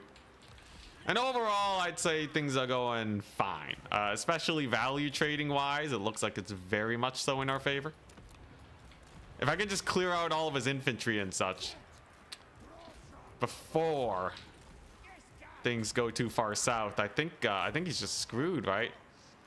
He really just has a couple of these here chariots. Does that count as a brace? Don't think that counted as a brace. Unfortunate. But yeah, you know, things are going okay. A lot of his infantry's routing. The fact that my train's been able to live is kind of my big out here, right? And he's been spamming chariots, which are real bad versus my Kadai and the likes. He netted down my Lord. Oh, he's going for the kill. He wants it. He absolutely wants the kill. He's on the ground, though, which means that the bolt might hit Kairos. No, it doesn't. Lord may very well go down. That would be an oops and oopsies. Live. Hopefully cast another pendulum. Come on, you know you want to. You know I get some magic in here, right? No, any routes? All right. Book of Secrets. Gets a Fate of Buna on him. That's not too useful. But the rest of his army is in disarray. So Kairos is kind of doing his best to chase him. Edge of the map is very far away though. So I think we definitely have some time. We should be able to start capturing these points. His infantry are absolutely dead. But so is my lord. Then he casts the magic. What a guy. Alrighty. So now we have a bit of a tussle. I assume Kairos is not going to get murdered here by a couple skirmish cavalry. The Lord Death is rough. But at the same time, we have killed his entire ground army with my train. And his Changebringers are gone. They were kind of the big spooky target here. Unfortunately, my Hell Cannon's probably going to die before it can pay for itself. But overall, the rest of the trades have gone fairly well, I'd say. As fairly well as can be. They may start getting very far south, though, in a bit. If he can really exploit the routes on all of my dudes. It's only one Chaos Dwarf Warrior left. And he dies. He dies to the Exalted. The brutality of the Exalted. That's pretty painful. Pretty painful. I can resummon my lord, though he is extremely expensive. But I feel like the utility he brings with the magic I'll have by the time I resummon him will probably be worth it. I'm also lucky that this map is so massive. This is a very large map. And that means that most of my routing units are probably gonna rally. That's not too much of a loss on my end. Dwarf Warriors brace! Oh, they barely braced in time. Hell yeah. Thank goodness for that one. That would have been very bad. Remember, Kairos is no capture weight either. Kairos doesn't really provide much capture weight. So he's probably going to have a really hard time resecuring the middle point. He did defend this one, though. With a couple Chaos Furies. Kind of spooky. Definitely want to get my Lord back. Train's doing fine at ignoring his Exalted Champion. It does have perfect vigor. His champion is tired. Biggest worry? Probably Changebringers. I think if he brings a couple Changebringers, he could get a lot of work in. My Bull Centaurs, though, are here. Bull Centaurs. Amazing cavalry. Should just be able to annihilate them. These Regiment of Renowned Blazing Beards, by the way, I've learned are an incredibly powerful unit. Super duper strong. I shouldn't have to worry about them anytime soon, as their leadership is amazing. He did net the train, though. Train may very well go down, but my lord's almost back. And he should be able to prevent any Changebringer shenanigans and use his magic to close out the situation fairly well. Thank goodness for Dwarf Warriors bracing. See, you see how good infantry are when they have charge defense? You see how good charge defense versus large is for infantry? I swear, without charge defense, you never see any infantry. Anyways, Lord's back, baby. He's back.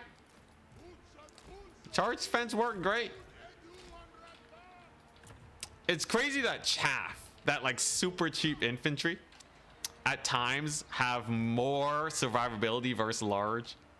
Like a unit of goblin spears is technically more hardy against cavalry charges than a unit of depth guard. You see what I'm saying? You see what I'm putting down? That's not right. That's absolutely not right. I feel like more units should have that charge defense. Absolutely. Because it gives you the ability to make plays with them. All right, that's a huge AoE. What the crap? That's a bloody massive AoE. So that's just gonna delete those guys off the face of the planet. No more capture weight for you, son. He's gonna go for my lord. That's fine. I have Kadai Fireborn on standby to save him. He casts a pendulum. Not too much of an issue. He is also triple cap, so time is of the essence for my opponent. Skirmishers? Maybe skirmishers. Why not? I don't think it's worth it for him to try and kill my my lord at this point. He's just a little too tanky. He may be able to resecure the middle, but I think it's going to take him too long now. And Screamers, too, as we all know, are a terrible unit. Screamers kind of suck.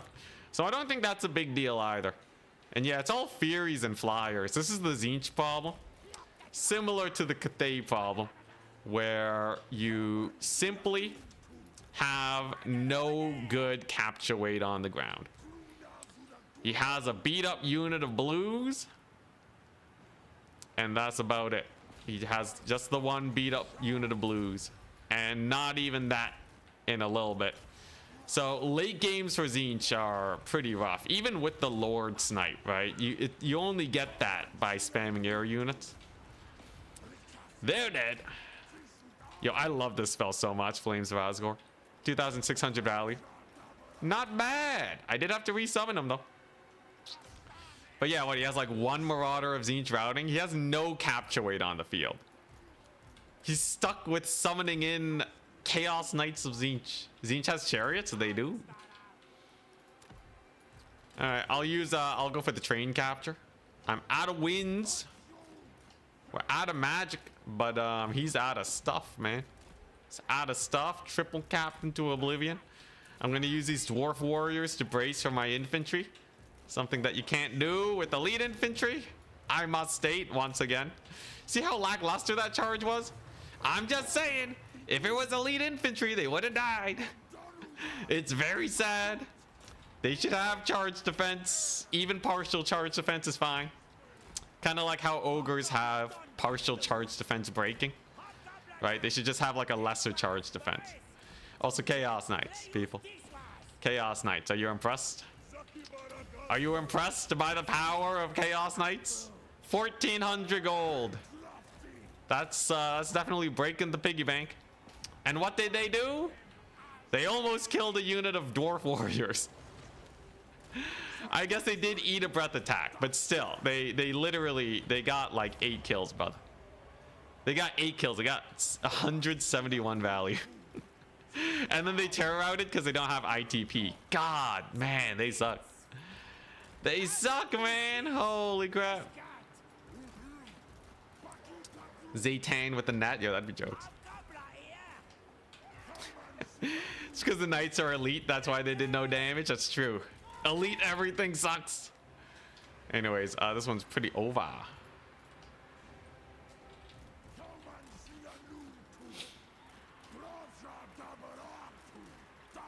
Anyway, I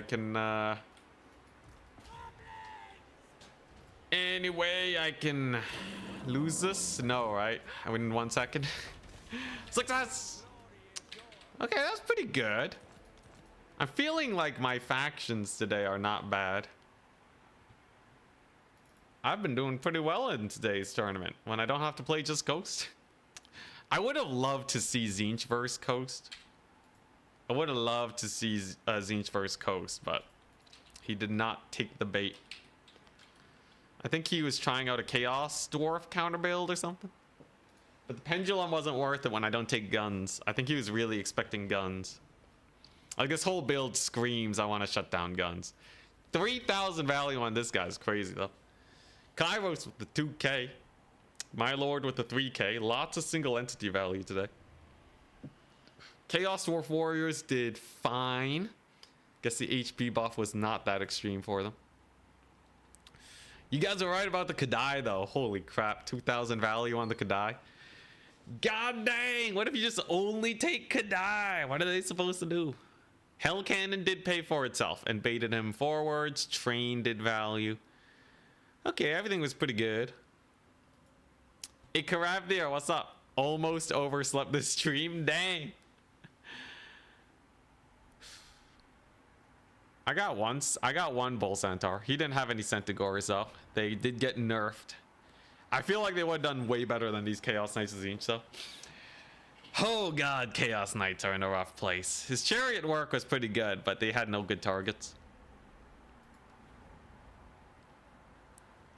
So could I have 80 armor, which is very tanky against the blues.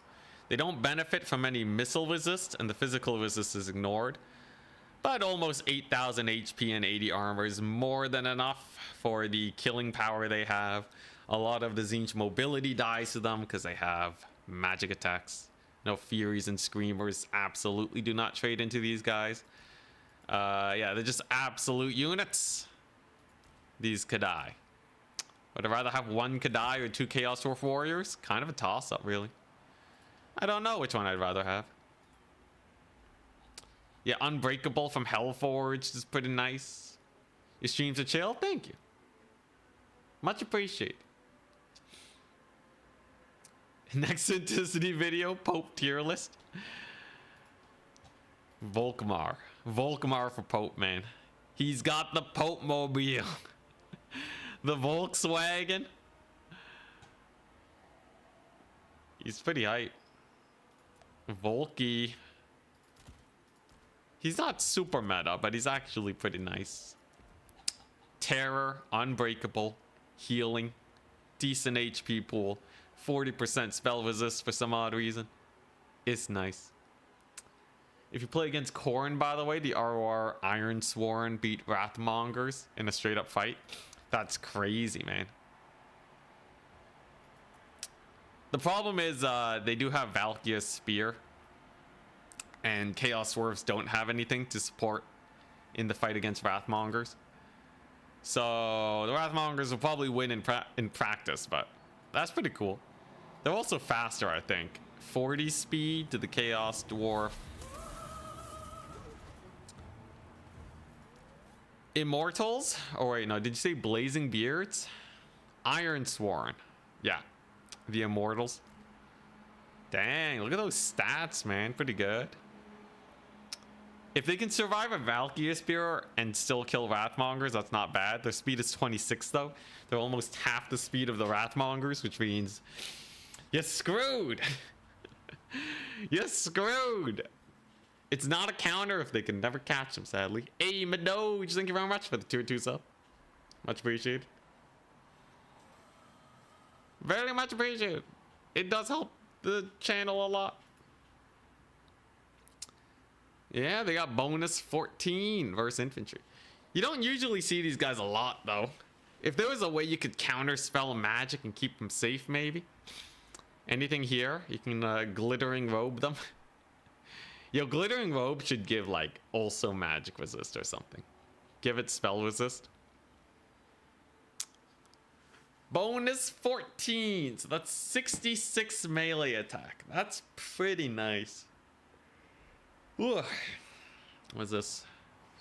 The melee attack can't be reduced. Yo, that's pretty chonky. Their speed holds them back really bad though. They do have expert charge defense. This is what I'm talking about. They're still not meta though. The speed hurts them a lot.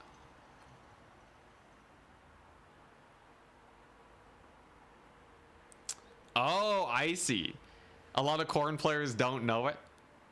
So you take these guys, they're like, I got Wrathmongers, I'll just kill them, and then they die. That's pretty jokes. What if you use them to defend your Hell Cannon? You know, just say, it's like when you buy a bike lock that's more expensive than your bike. That is actually what a lot of people recommend, though, if you're in a high theft area. Your bike lock should probably be close to, or is it half as expensive as your bike? I watch a lot of lock picking channels. It's kind of scary how easy it is to open locks. Most master locks can be opened with master locks. Did you guys know that? You just smack them together and they pop open. Because it's not designed very well at all. Anyways, yeah, that's pretty cool. Undying Will. They got Perfect Vigor above 75%. Yeah, you had a bike lock that was retail value at like 150. Depends on your area, of course. Some people will be like, what? That's absurd. Other people will be like, yep, makes sense.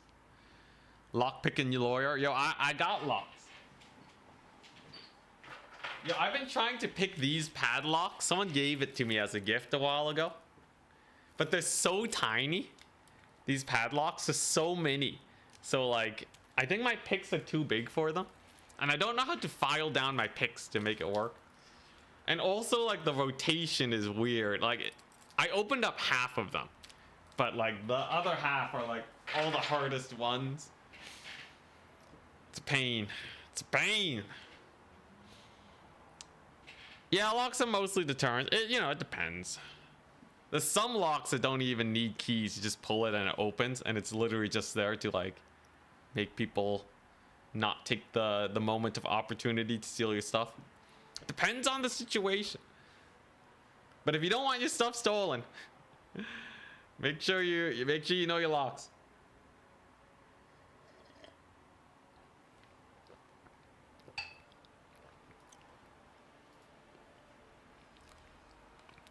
Oh crap, next round.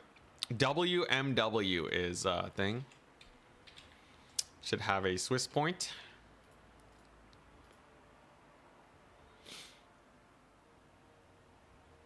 All right. There we go. And so then if I refresh this, then we should be good. We should be good.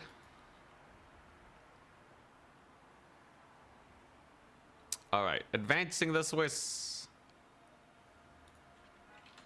At Goblins, round 4. Begin. I'm up against Sipa. Hell yeah. Hit him up with the yo-yo. Get him my faction list. We should be good. Sipa's pretty spooky.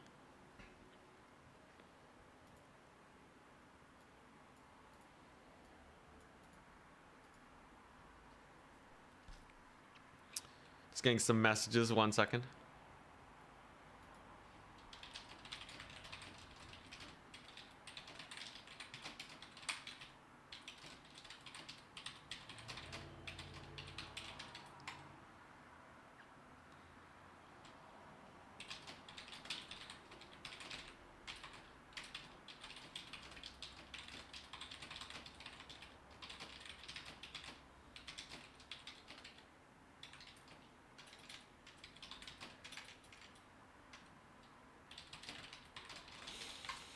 All right.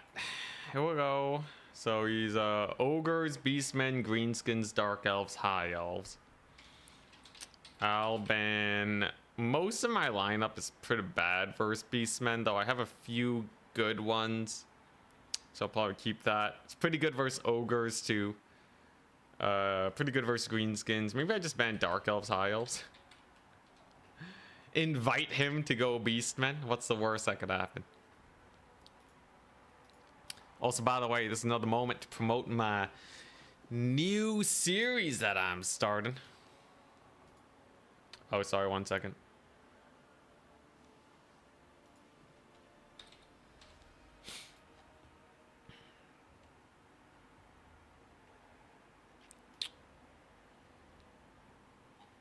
Yeah, I'm starting a new series where we do Anticity Roasting Coach. Head over to my Discord in the description. Send me a campaign battle or a multiplayer battle. If it's campaign, I'll try and solve your situation, solve your disaster campaign. If it's multiplayer, we'll cast it live and I'll give you all the deets.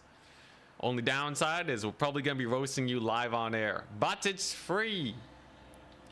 It's free. So, yeah, you know, go for it. Go for it if you want it. Should be fun. It's in the Discord under Anticity Roasting Coach. We're actually going to be covering one replay after the stream today. Or, yeah, after the tournament. He picks Beastmen. my opponent. Aw, hell yeah. So now I can whip out Beastmen counters, Chaos Dwarves, Vampire Coast, and Greenskins. All of them are fairly good into Beastmen. Or maybe I whip out the Grand Cathay. The Rogue Grand Cathay pick into Beastmen. Is that a terrible idea? Probably. Let's do Greenskins instead. Because I would just man-tide with Cathay if that's what I did. Why haven't you spent 980 gold? It's not my build for the fight. And yeah, I usually play around with the units to explain things.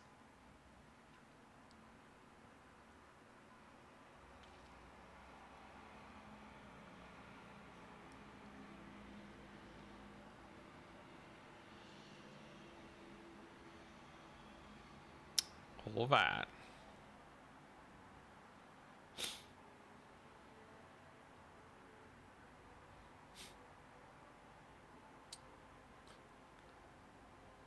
If they want to steal your bike, they should have to permanently damage it. Yeah, I think I remember hearing something about that.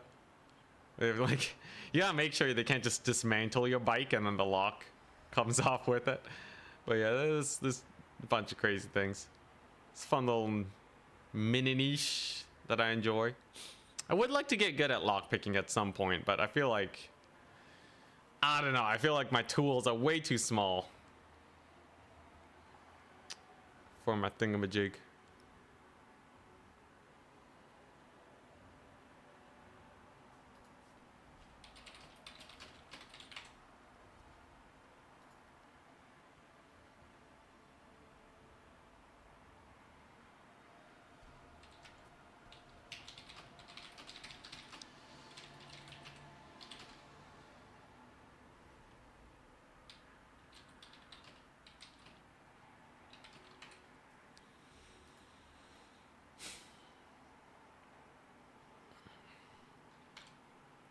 Looks like he wants to play Chaos Dwarves, eh?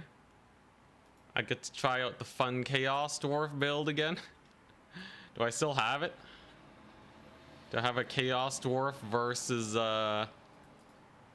Beastmen build? Looks like I do. Let's see what he has.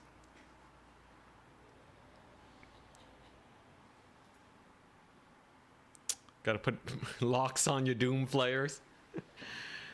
I think, isn't Skaven technology...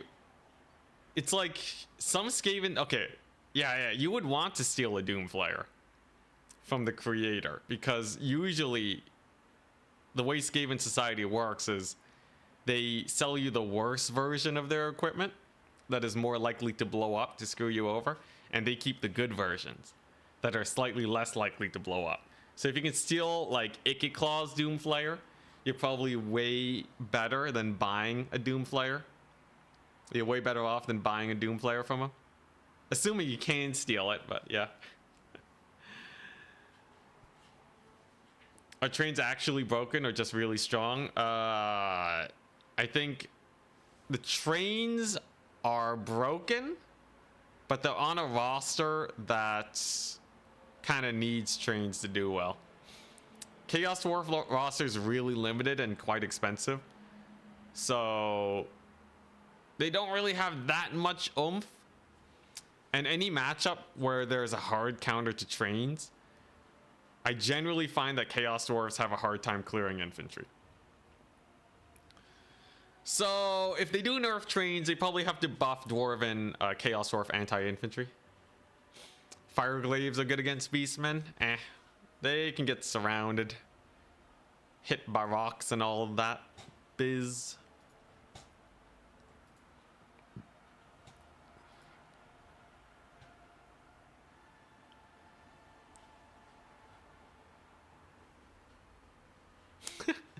One of your core memories is seeing a bicycle with no seat or tires, just the frame. Dang, that's rough.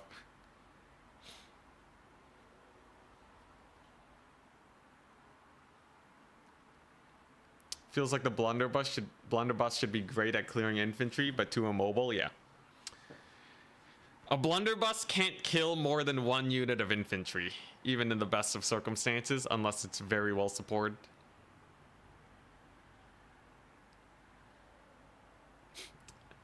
Oh my gosh, campaign? Jeez, you can get so much value out of your range units. Campaign is a blessing for the value lovers. Wouldn't be surprised if it could install the self-destruct device, where it'll self-destruct if he's not the one on the Doomflayer. That's pretty jokes, and probably very accurate. Who needs a bike lock when you have self-destruct? It already self-destructs when he dies.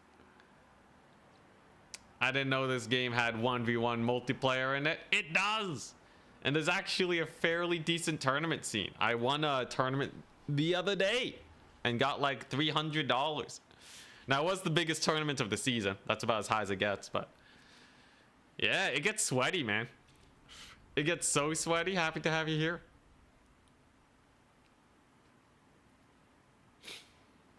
There is a tournament scene. Yo, I got a sick build here. Yo, it plays very differently from how... Well, it doesn't say your first time chatter, though. Whatever. Plays very differently from how single player plays out. Anyways, I bought the build. I bought the fun build. This build has succeeded versus many a powerful Beastmen player. A lot of Beastmen players tend to lose against this. It's Drazoath with the Flames of Asgore to bail out single entities, and then a bunch of skirmishers. Nice and simple.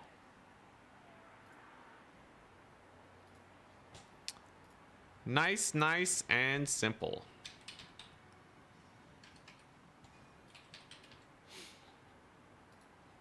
Oh, what? The Nacho Fur has 4 Swiss points? Whoopsie daisies. Gotta fix that real quick. But yeah, as far as I can tell, this is a very difficult build to tackle, but maybe they maybe Sipa has he has the works. So just gonna go for early capture. Pestigores makes sense. Double Gorebull also makes sense. Doombull. No, Doombull Gorebull. Bray Shaman Wild with Traitor Kin. Alright, so all of that makes sense. We're gonna bully his Pestigores here, because he's not gonna overextend to this point. Not without support, he ain't. And we're just gonna take these guys out from the get-go, because his single entities are way too far, right? Mad Lad's on foot. So we're just gonna dive right on in. The train's gonna choo-choo into his face. There you go. Let's get that attack on. He doesn't have the capture point, so I don't have to worry about this too much. And then, yeah, we just get our sick Flames of Asgore going. Swift charge through his teeny tiny archers. There we go. And we just pile on out of there. And then I probably want to get some Bull Centaurs. So he does have his Doom Bull and all that business that we must be absolutely wary of. Here's the thing though. Double Bull Centaur. Very strong against him. He decides not to take the fight. Smart. And instead, he's going to back up. Now, we know most of his archers are here. And I don't really want to get shot by them 24/7. So we will back up. What is that? He just Traitor Kinned him. Okay. Pretty brutal. He's gone very infantry heavy, I must say. The train in theory is good against that, but we will have to see how this one pans out. He's actually killing one of my Bull Centaurs already. Kind of brutal. And he routs. What a guy. He killed one of my Bull Centaurs. That's kind of crazy. Haven't had that happen so quickly before. Now the train can still get a lot of work in. And we killed off his Gorebull. So fair is fair. We just kind of traded it up. My boys over here are doing fine. Can we kill his lord, though? Can we? We got some mobility here. He's definitely trying to get a lot of shots off on Drazoath. His archers are in disarray now, though. And his lord is taking some pretty massive damage that I think he is not looking forward to very much. Train's gonna do its best. Jazzy probably has to start disengaging here. But, you know, his lord took a little bit of heat. His archers are in disarray. He's playing real safe around the Flames of Asgore. He really doesn't want to eat a giant Flames of Asgore and then just lose. So he's definitely playing it quite smart. But will it be enough? This guy did actually come back too, by the way. But his lord's taking some massive damage. This is a fairly good Flames of Asgore situation too. Just plopping down right on top of all of his dudes. And that's going to be a huge rout. So, jeez. Good God, that Flames of Asgore. Holy moly. And that's why I love this spell. So, now I just use the train to clean up. It is going to be a bit of a race to recapture things. He does kill the train too. That's pretty brutal. Unfortunately for me, he does get it killed. Let's get a breath attack on the Centaurs, I guess. Okay. I'm probably gonna need another train, right? Probably gonna need another train or something can die. Time-wise, that's probably the most sus thing, right?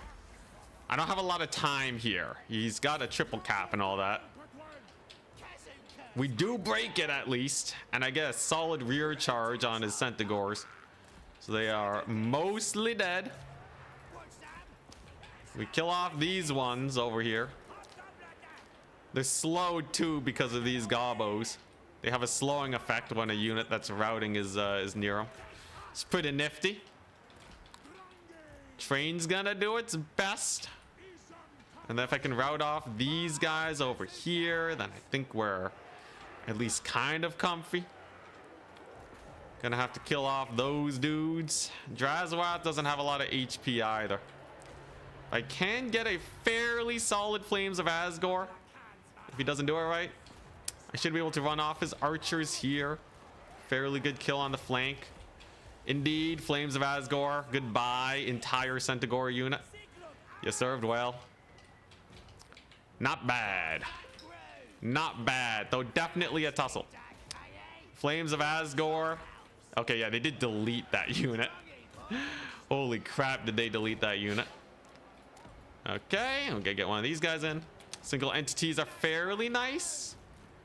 They're fairly nice. We might be able to steal a point there. Just gonna get a little bit of AoE action on my lord. That's pretty painful. And another Centaur unit does come up. A little bit sus, actually. It is a little bit sus. If my lord dies here, we're pretty boned, right? God dang, the Pestigors. He routed, and they're slow. Got him. Drazoath, no, man. Why are you routing towards the enemy? That ain't good.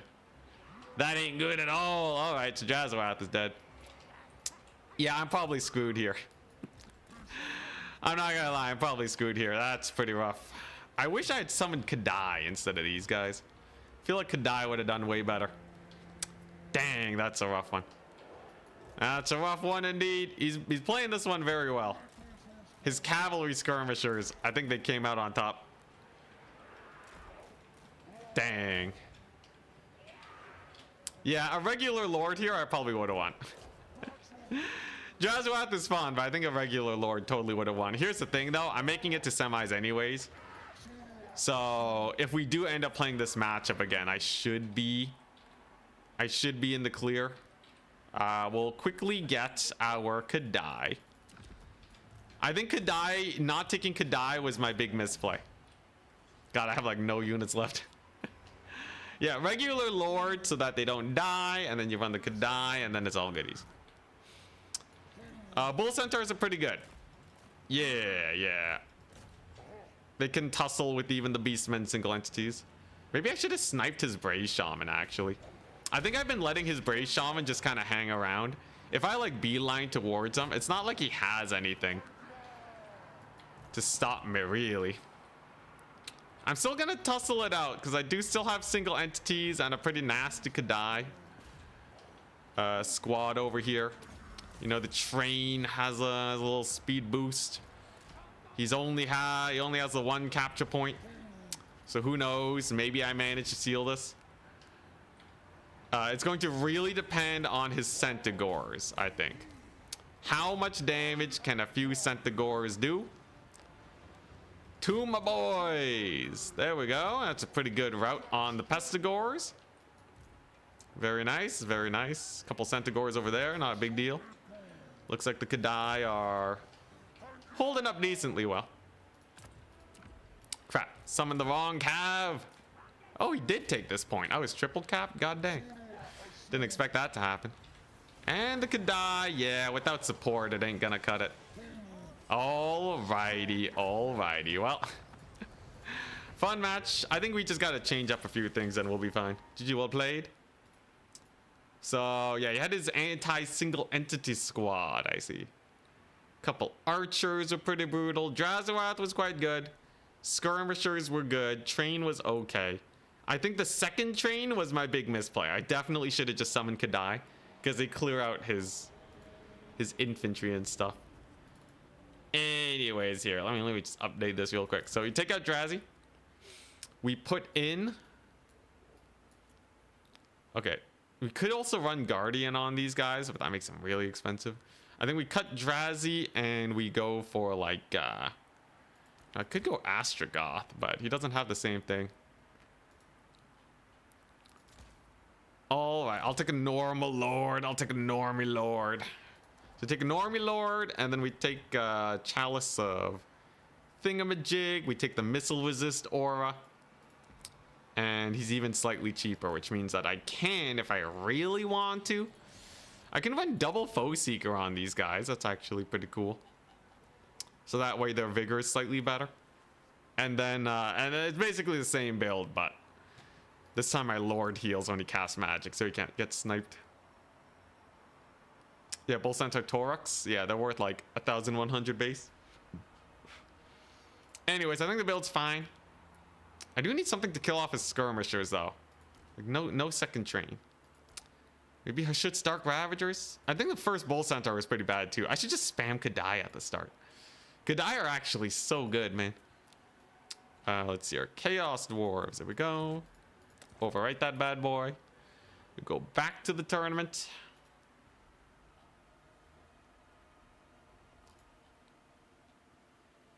All right.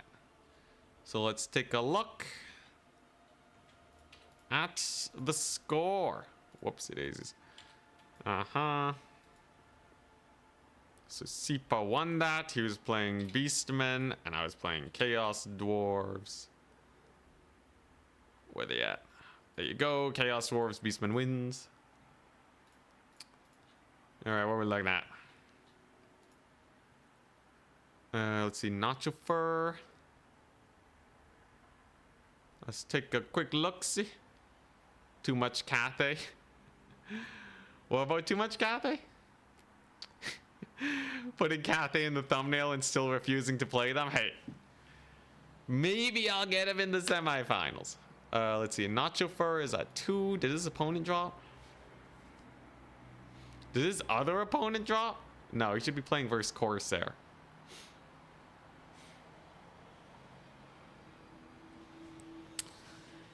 Oh, 3-1 now. We're in the zone. Anyways, this build's much better. This build should be much better. That was a very infantry heavy Beastman. Do I take a magma can? I almost wonder. I feel like forcing him to attack me is nice, but I think his archers would just shoot it. I need something that won't die to archers. Hell cannon? Instead of the Iron Demon start. I think one Iron Demon's still good though, right? I think it's still fine. I got my single entity squad. We got a guy that's not gonna die. I almost killed his lord, by the way. If I killed his lord, we would have won it. Just let you let Miao Ying use heals in a dragon form. Holy crap, that would be good. The turn triple magma cannon. He takes that against Beastmen. What a madman.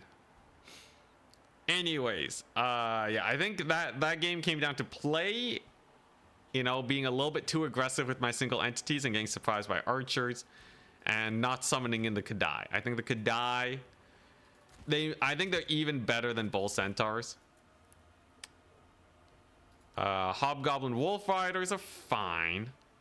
They're fine. I have to play really careful with them, but generally you can outnumber Beastmen Cav with them. And then I think we're good. And then Infernal Iron Sworn. Nah. I think this is fine. You got the Kadai spam, you got the Wolf Riders.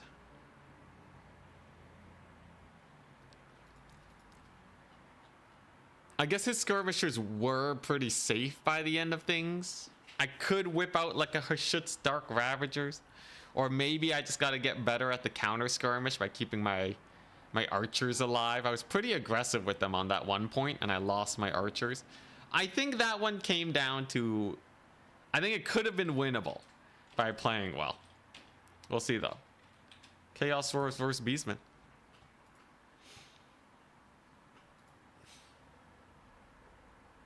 Every Dragon Lord only gets one spell in dragon form. What a ripoff. Alright, we have 1, 2, 3, 4, 5 more matches. So, because I lost, Oishi is actually kind of screwed, right? In fact, Oishi lost versus Sipa also. So, Oishi's not even making it to semifinals. God dang! Okay, so Oishi's out. Yo, Oishi went 2-2. He did the same thing I did yesterday.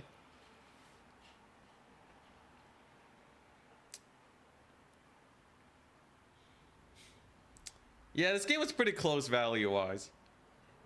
I think the Beastmen Skirmish Cavalry is gonna be a little bit scary, but with the Kadai, it's especially early on having some Kadai, it's gonna make it pretty rough. I still think it's a very good build. And then it comes down to like a single entity micro. Mostly.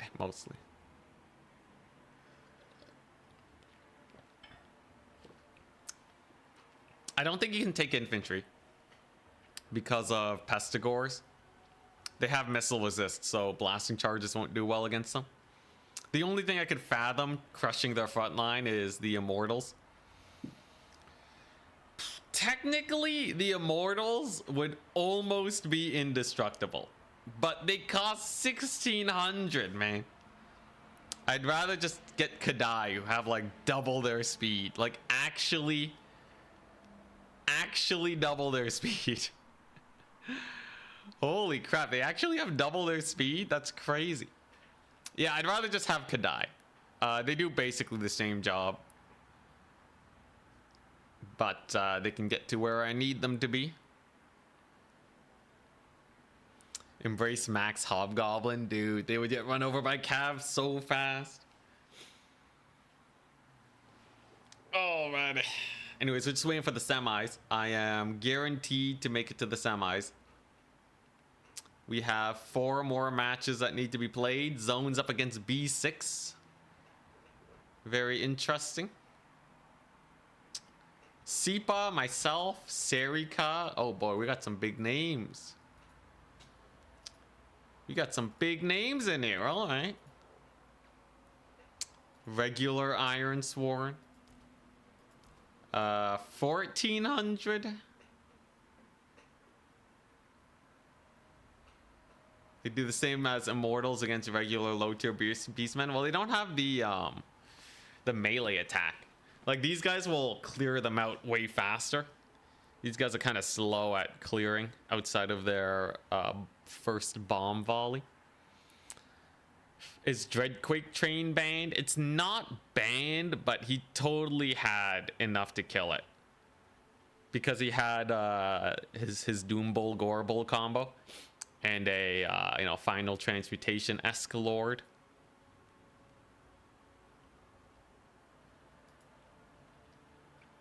I think the Traderkin is what mucks up this build a little bit. I could just try and kill his caster, but I think he would resummon him. So it's gonna come down to, can my Bull Centaur Taurox beat his Gore Bulls? Hard, maybe. I do have the Sorcerer Prophet, so I will always have more single entity power than the Beastmen.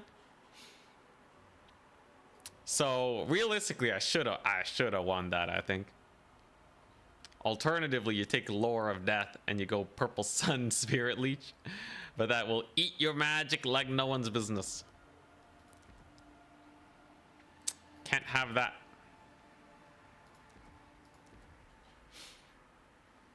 Dreadquake's kind of jokes out. It would totally kill his infantry very quickly, and it would force his hand. So what does it take to tow a Dreadquake? Okay, so if I wanted to tow a normal Dreadquake, it's gonna cost 2,700. I'm basically I'm saying goodbye to the skirmishers. You know, this is also pretty jokes. So not only do I have my Iron Demon, I'm also towing a Dreadquake behind it. That's probably not that bad, actually. I still have these dudes, and then I just move the skirmishers into the rear. Yeah, this might actually be way better versus Beastmen.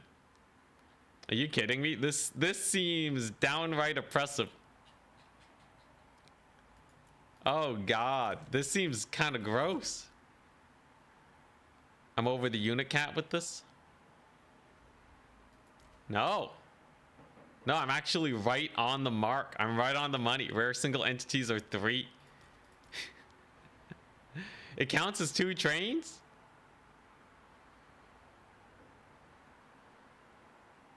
Iron Demon 2. Maybe not. Sounds like a steal to me. Yeah, 2,700 for like no infantry for you, buddy. It's kind of gross. And I still get the skirmishers, and then I summon the Kadai. I have a backup Iron Demon. And he can't surround it because he's gonna eat Flames of Asgore. I think this is the new maximum oppressive build versus Beastmen. This seems absolutely disgusting. There's no amount of single entities they can take that would actually take this out. All of their bigger single entities die to skirmishers, so it has to be the Doom Bull and Gore Bull. So you literally only have just the 2 guys.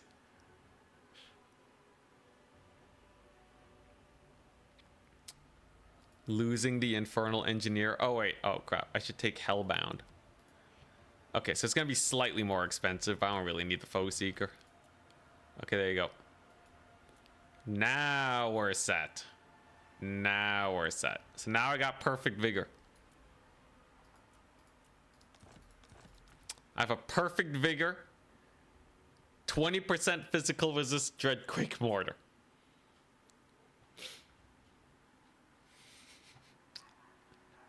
Yo, my balance builds are like... What are my balance builds?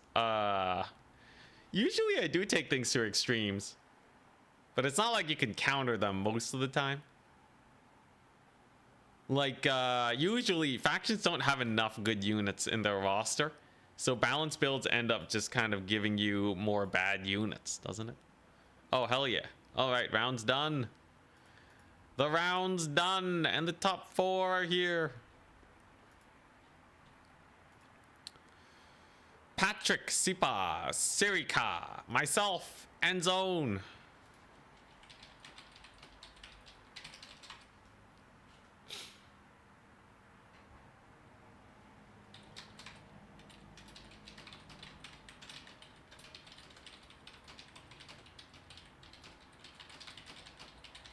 All right, so Zone's dropping out, which means the next one in line is Danican. Hell yeah. Let's go ahead and message them.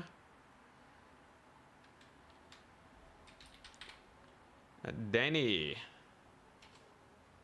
Or, wait, was it? Dan, it can. Dan, it can. Zone is dropping, so you are in top 4. Hell yeah. We did it. We made it to the top 4. Am I playing against the same opponent again? Let's see. Nah. Okay, so Danican is up against Sipa, the guy that managed to take game off of me. Let's see how this goes.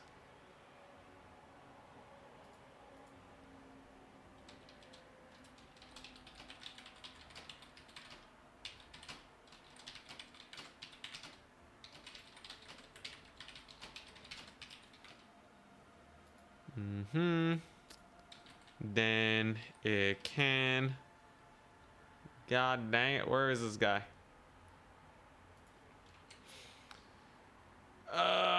What's his username? Dan it can trop. Dan it can. Where? There you go. Oh, it's Dan it can on Total Tavern. The jank. It's fine. It's fine. All right, so here we go. Ah, crap. I swapped the wrong person. I swapped the wrong person. Crap. Now I gotta re-add Sipa. 1 second. The classic Anticity 3-1. Yep. Okay, dot Dan it can. There you go. Up against Sipa. There we go. Save that bad boy. All right. At Sipa versus at Dan it can. At Serika versus me. All right. We should be good. We should be fine. As long as I did everything correctly here.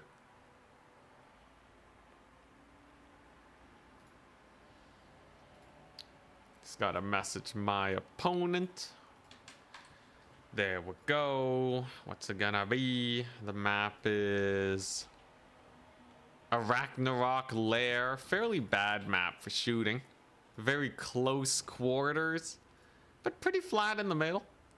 Chaos Dwarf Infantry got massively buffed last patch though. Yeah, but Beastmen Infantry is just in a class of their own. And they got a lot of great weapons to counter Dwarf Infantry, so. Yeah, in most other situations it'd be fine. Beastmen though, you don't want to tussle in a melee against them. That's a painful situation indeed. Alright, so as soon as my opponent gets to me. My factions will send them up.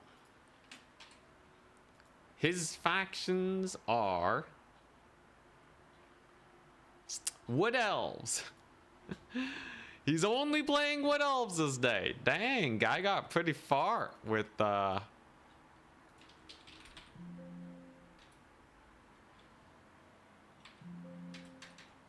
he got pretty far with just Wood Elves. I'm aware Wood Elves are rather powerful, but kind of spooky.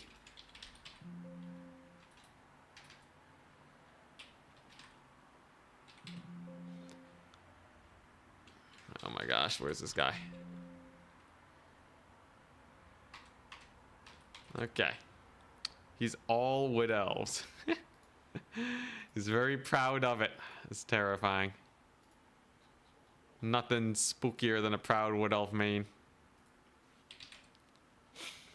So he gets to ban 2 of my factions, and I get to pick one of the 3 against Wood Elves. Oh boy.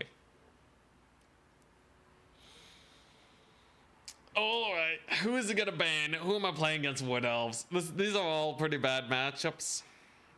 Coast is bad. Dowie's a toss-up, but probably bad because it got a bunch of new units. Chaos Dwarves is kind of sus.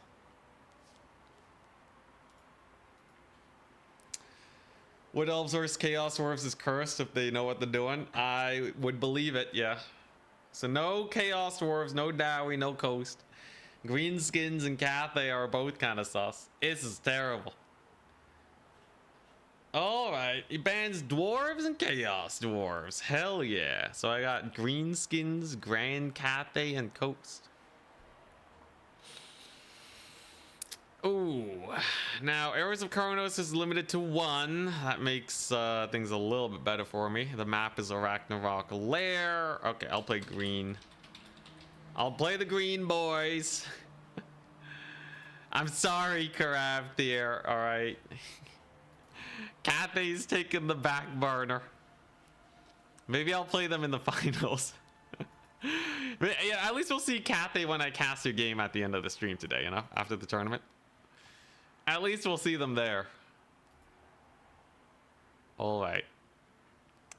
Get the lads. Get the lads.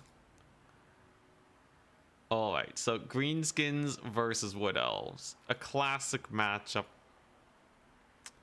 in every single sense. Here's the thing. They have a lot of spooky cav.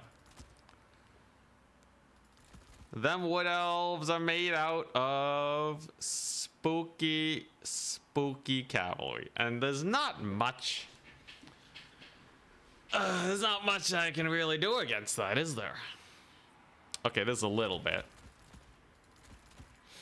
It's a little bit I can do against their cavalry. But in general, this is gonna be a big tussle. Their Lord Snipe capabilities are rather powerful too. So I will need to be wary of that.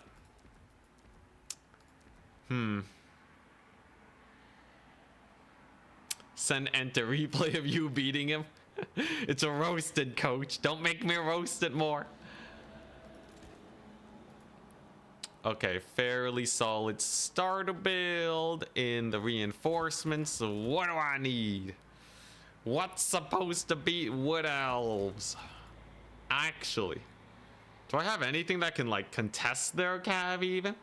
I have a couple options that are pretty darn decent into their cav. Pretty okay, I'd say. Magic wise, I have, I don't know, man. Do I have any good magic? You know what? Sure. I got decent magic. I got decent magic. I got decent summonings. I think this match will come down mostly to who just plays better. I think this one comes down mostly to who plays better, because it's gonna be a big tussle with skirmishers, cavalry, and infantry for days. A Ragnarok Queen, I think it dies instantly. I'm pretty sure it insta dies. It gets staggered by cavalry a lot too, Arachnaroks, which is really bad, because then the cav just starts mulching them, and you're sad. All right, is this the build? I guess this is an okay build. Does it fill me with confidence? Absolutely not. Oh, is this really the build that's gonna beat Norsca? Norsca's such a good player, man. They're mighty spooky, but Greenskins had an advantage against them before. This used to be really good for the Greenskins, but this is domination. This ain't 2022 no more, so I just gotta cross my fingers and hope for the best. Fermented fungi, that was old meta, man, back when the range was infinite.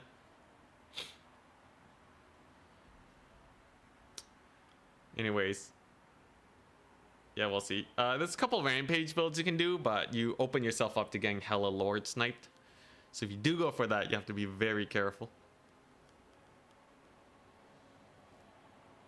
I really wonder what type of build he's gonna bring.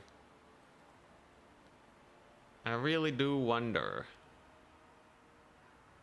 I've played this matchup from the Wood Elf side, which does help me out a bit here. It gives me a little bit more knowledge of the goings on of the situation. But this guy's a Wood Elf main through and through. So he's played this many times indeed.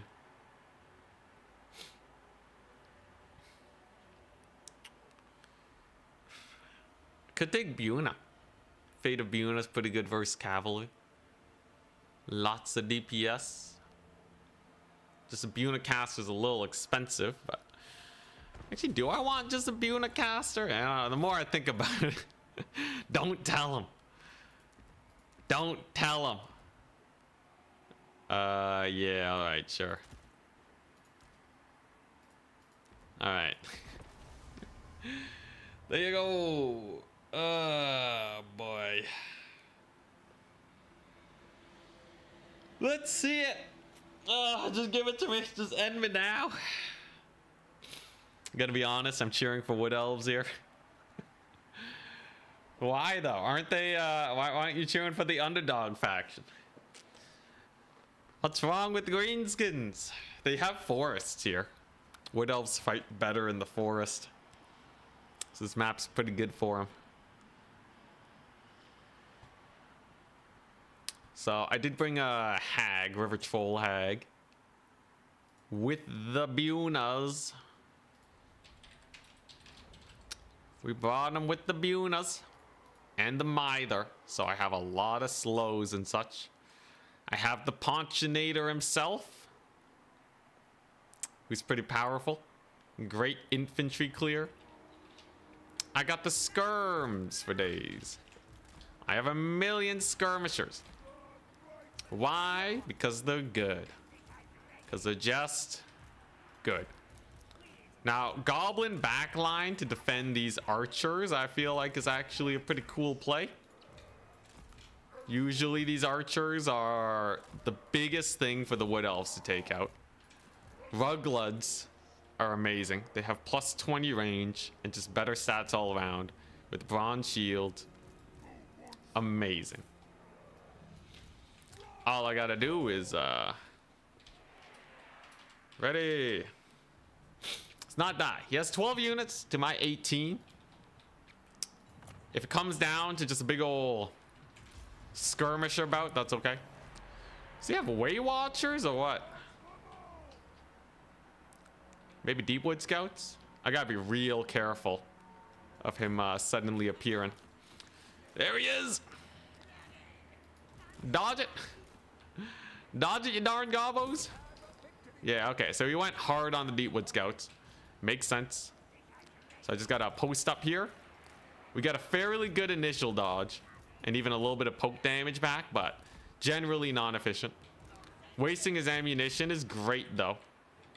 Now, what do I need? Probably Squig Herd, right? A Squig Herd flank is quite powerful, as they will be able to get a little bit of work on them, right? Swift Shiver shards for days, my goodness. We're gonna be able to dodge most of his shots though, and if I just kind of keep pushing him, I think we'll be fine. He doesn't have any cavalry yet. He has an ancient tree man though. What is this tech? Straight up ancient tree man tech. Okay. Sure, man, sure. Well, he's not spamming the cav here. I will leave a couple gobos in the back line, but I should be able to shove him all the way back. Use my skirmishers to bully his guys. And then start summoning in the epic boar cav. So I should be able to take this point. The archers can bully his pseudo Durthu. My skirmisher flank is going great.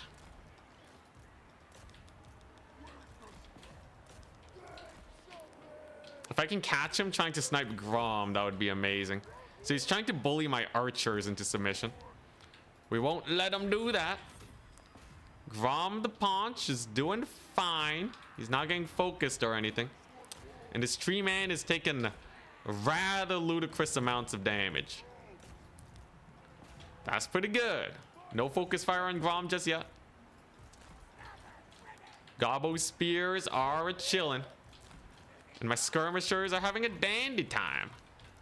Having a dandy time running over him. He's about to lose the left flank. That's pretty good. I got a triple cap on him. We got our elite cavalry in here. That's pretty cool. Look at that. Spears on his cav. Okay. Overall, could definitely be worse, right? There's his super elite cav coming on in. I think I will start summoning in spider riders. I just gotta be real careful with my skirmishers is all. But if I can manage that, I think we'll be okay. Fairly big collapse of his lines over there. And the Rugloods. The Rugloods will be great. They'll be just fine. Because they got them insane counter skirmish strats. Grom the Paunch will probably live here. Value trading's very even. I do have a wall though. And the Wild Hunters of Kurnos are gonna eat skirmish fire and a fight against my cav. I don't really need magic yet. I'll save that business for later. Grom the Paunch should be just fine. I'm not too worried about him. Grom the Paunch is invincible.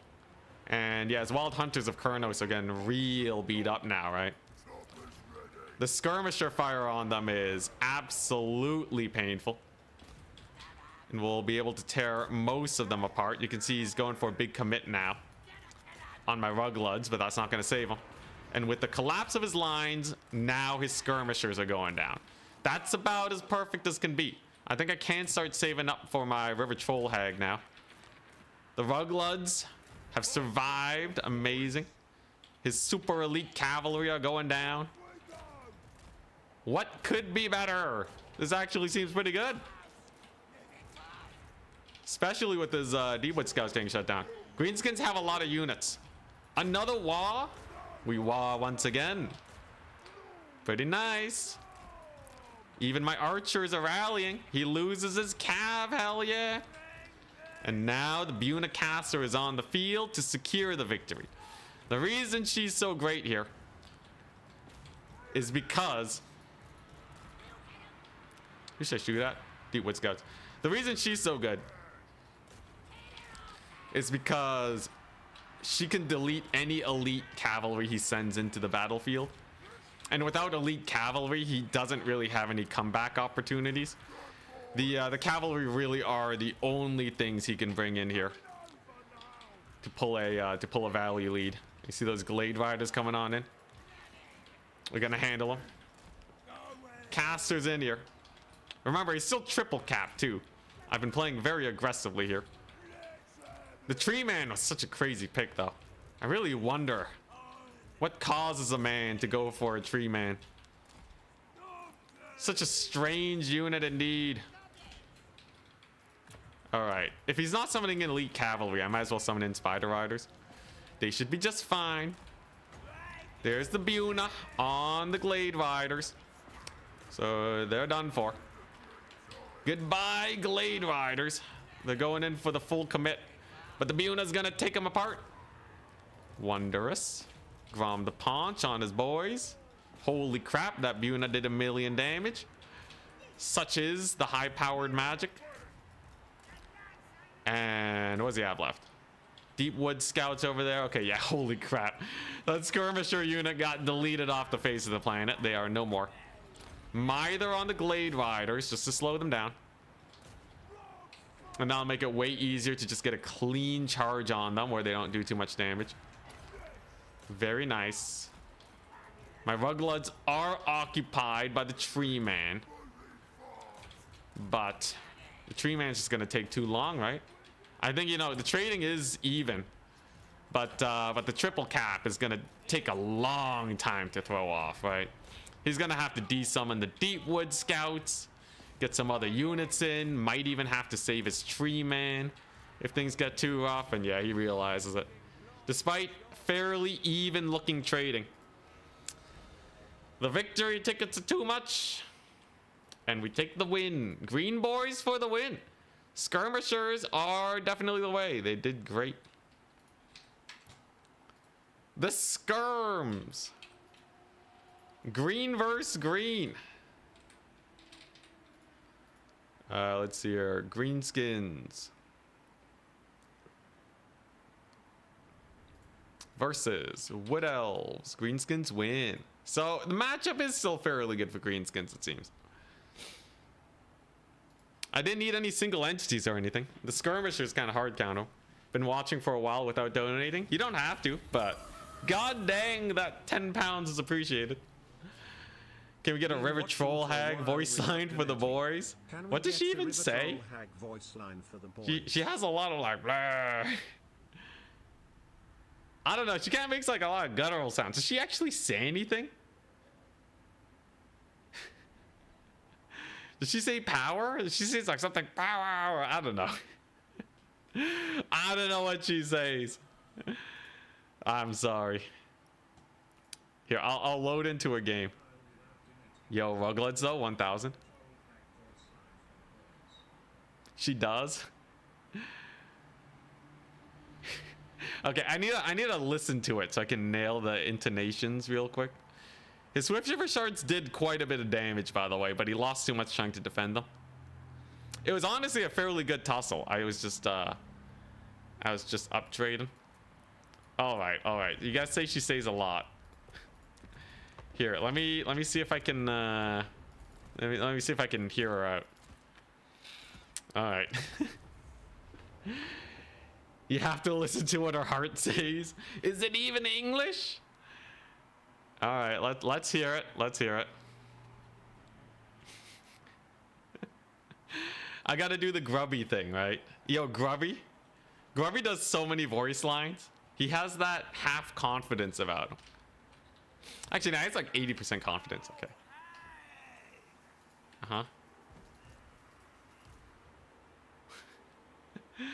Hey, let's hear it. Oh.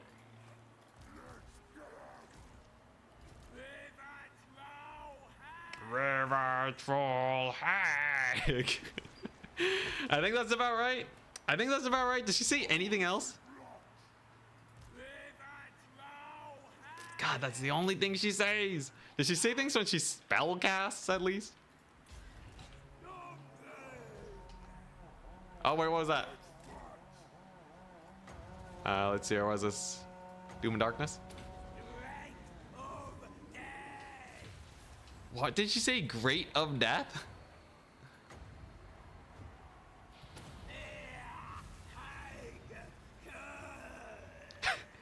Yeah, that's just guttural. That's just hair. God. Okay, so half of it is English then. All right. Well, there you go. Something me doing. Yeah, I love the Lich death. The wow wow. I don't even know how to do the sound properly. I haven't played enough Warcraft. Clearly. Disappointed, not a single fanatic. Yeah, I was too scared of his Cav plays, man. Anyways, there's your voice line. I hope you appreciate it. Today I learned the River Troll Hag does speak English. I'm surprised. Now we wait for the finals. I should get me some water. Probably gonna play against Sipa. I just have to not lose to his Beastmen, right? Easy peasy. And then play Cathay for Karavtir.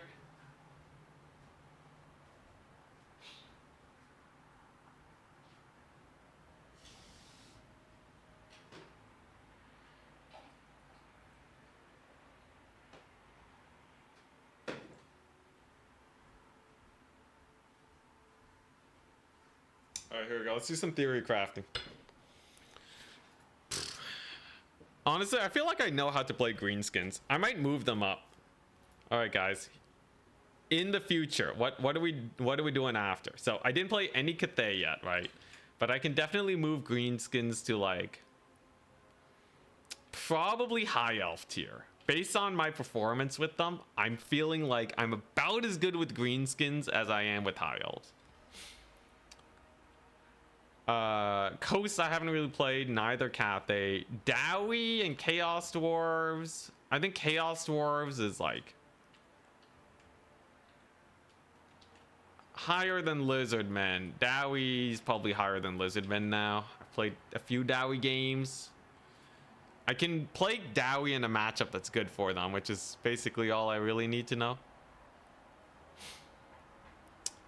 Gyro Bomber, Gyrocopter shenaniganry was hilarious. Okay, so he has Ogre Kingdoms, Beastmen, Greenskins, Dark Elves, High Elves. What's the best? Yeah, okay, Cathay against High Elves and Dark Elves, and maybe even Greenskins or Ogres is not bad. So if I ban Beastmen, and I ban... What's the worst out of those for Cathay? What's the map? The map is Decrepit Moor. Okay, so what's Moor look like? It's pretty flat, right? Oh, it's this one? Okay, the cannon should still get pretty good line of sight, though. So, Cathay's probably fine against Ogres there. Beastmen, Greenskins. You know, Moor is not bad for them, so I should just ban... Oh, no, he bans first. Okay. If he doesn't ban Cathay, then I'll just go Cathay, and then we'll see what he goes for. I think it's fine. Hey, Yuri XX, thank you very much for the Prime sub. Much appreciated. Redeemed 15 squats. Oh, God. All right, here we go.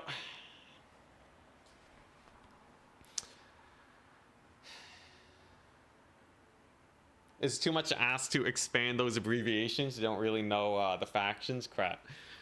I can read them off for you.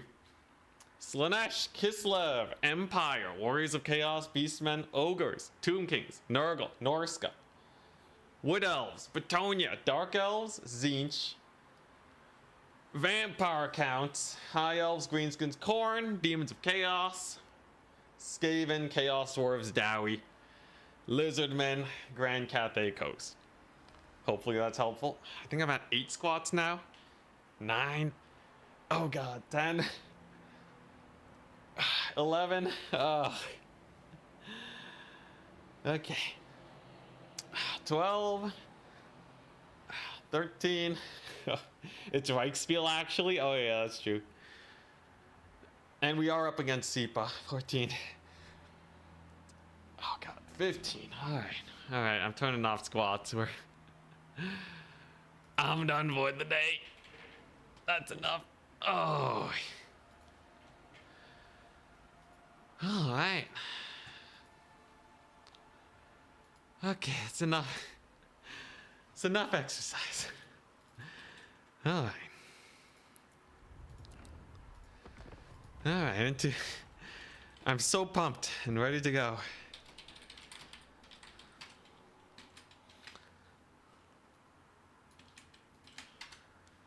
All right. So he bans 2.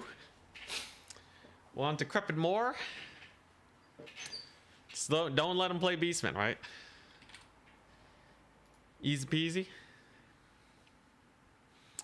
Yeah, let me get some water.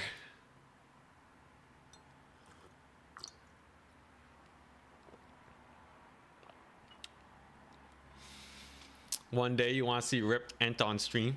Yo, I finally did some diamond push-ups. I did 2. The ones where you put your hand like this and then you push up like that. I did 2. I finally did it. He bans Dwarves and Vampire Coast. I'll go Cathay. For you, Karavdir. I gotta judge Karavdir's Cathay play in a roasting coach after this. Yeah, I can do diamond press push-ups now, so. We're getting ripped. The lat raises, I can really feel it under my arms.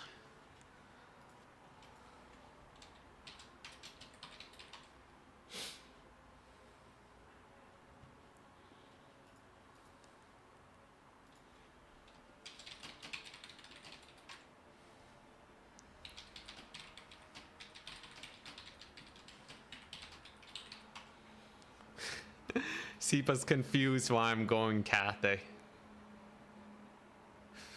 When can YouTube start redeeming burpees? Twitch has me on lock already. It's the one thing I can give to Twitch.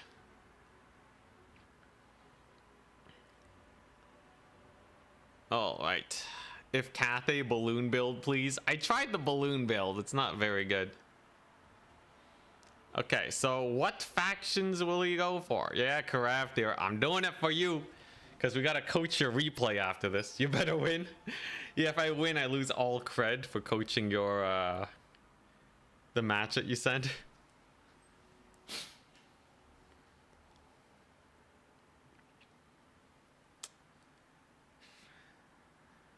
I should get sponsored by Weight Watchers.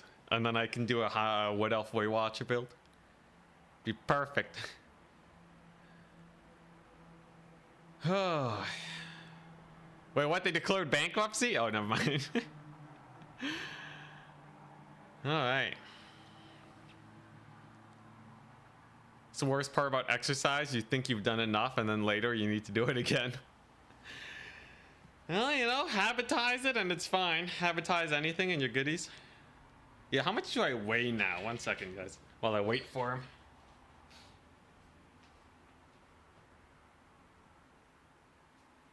Okay, I'm not losing weight anymore. That's a good sign. Okay, Carav here. His 3 factions are Dark Elves, Ogres, and Beastmen. Who should I play against? I'm thinking Ogres.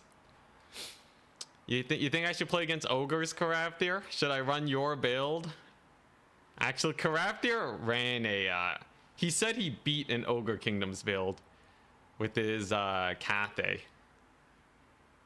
War Drum ITP. Yeah, I think Ogres is the easiest one. Ogres definitely. Versus Ogres. Watch, he's gonna do the he's gonna do the 6-minute no push strat. I get murdered. Alrighty. Grand Cathay versus the forces of the Ogre Kingdoms. Let's take a look-see. Alright, so what did you do here? Okay, I think I know what you did. So I need 4 of those, 2 of these. Alright, this is the Carav build special. Will it fail me or will I fail it? Only one way to find out.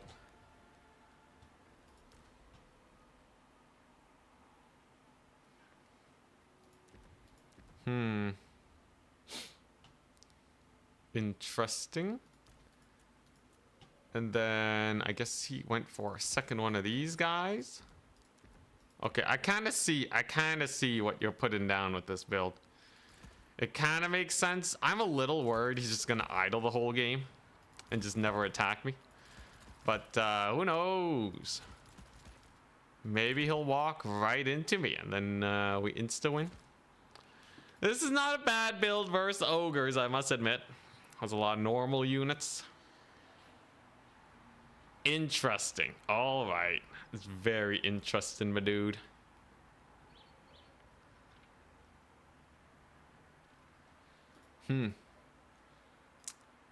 Can't idle cannons. You must achieve harmony with your build.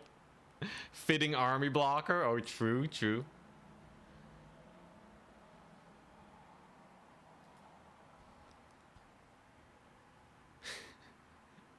All 2 Cathay mains are in chat to mentor you. Easy win. Seep on Ogres. Yeah, it's a spicy proposition. But I think we got some teeth with this build. I think we got some teeth. Piloted by your boy Anticity. Yo, do you take anything on the second Astromancer? The one in your reserves. Do you take anything on him, Carav? Or is he empty-handed?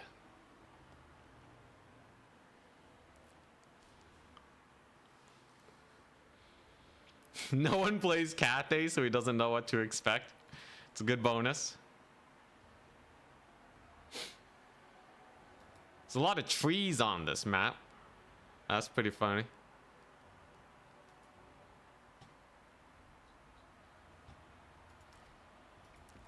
I see. Okay, so you do just take him for Noblar spam.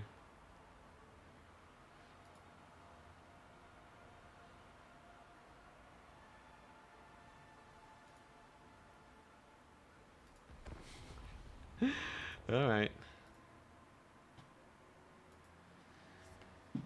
All right. I'm locking it in. This better win it. I'm gonna roast you so hard in your replay. I'm gonna be like, this build is garbage because it involves Cathay. All right, here we go. I think it's probably not that bad. Even if he does the weight and attack strat, there's a lot of good tools here. If you lose, it's your micro, not my build. Can we at least say it's Sipa's micro? Here, I'll give you my account, right? And then you play against Sipa with this build, okay? How's that feel? He's ready, oh god. Here we go. 5-1 time. 5-1 victory. Can it be done? Can your boy Anticity still cook? Don't hate the tools.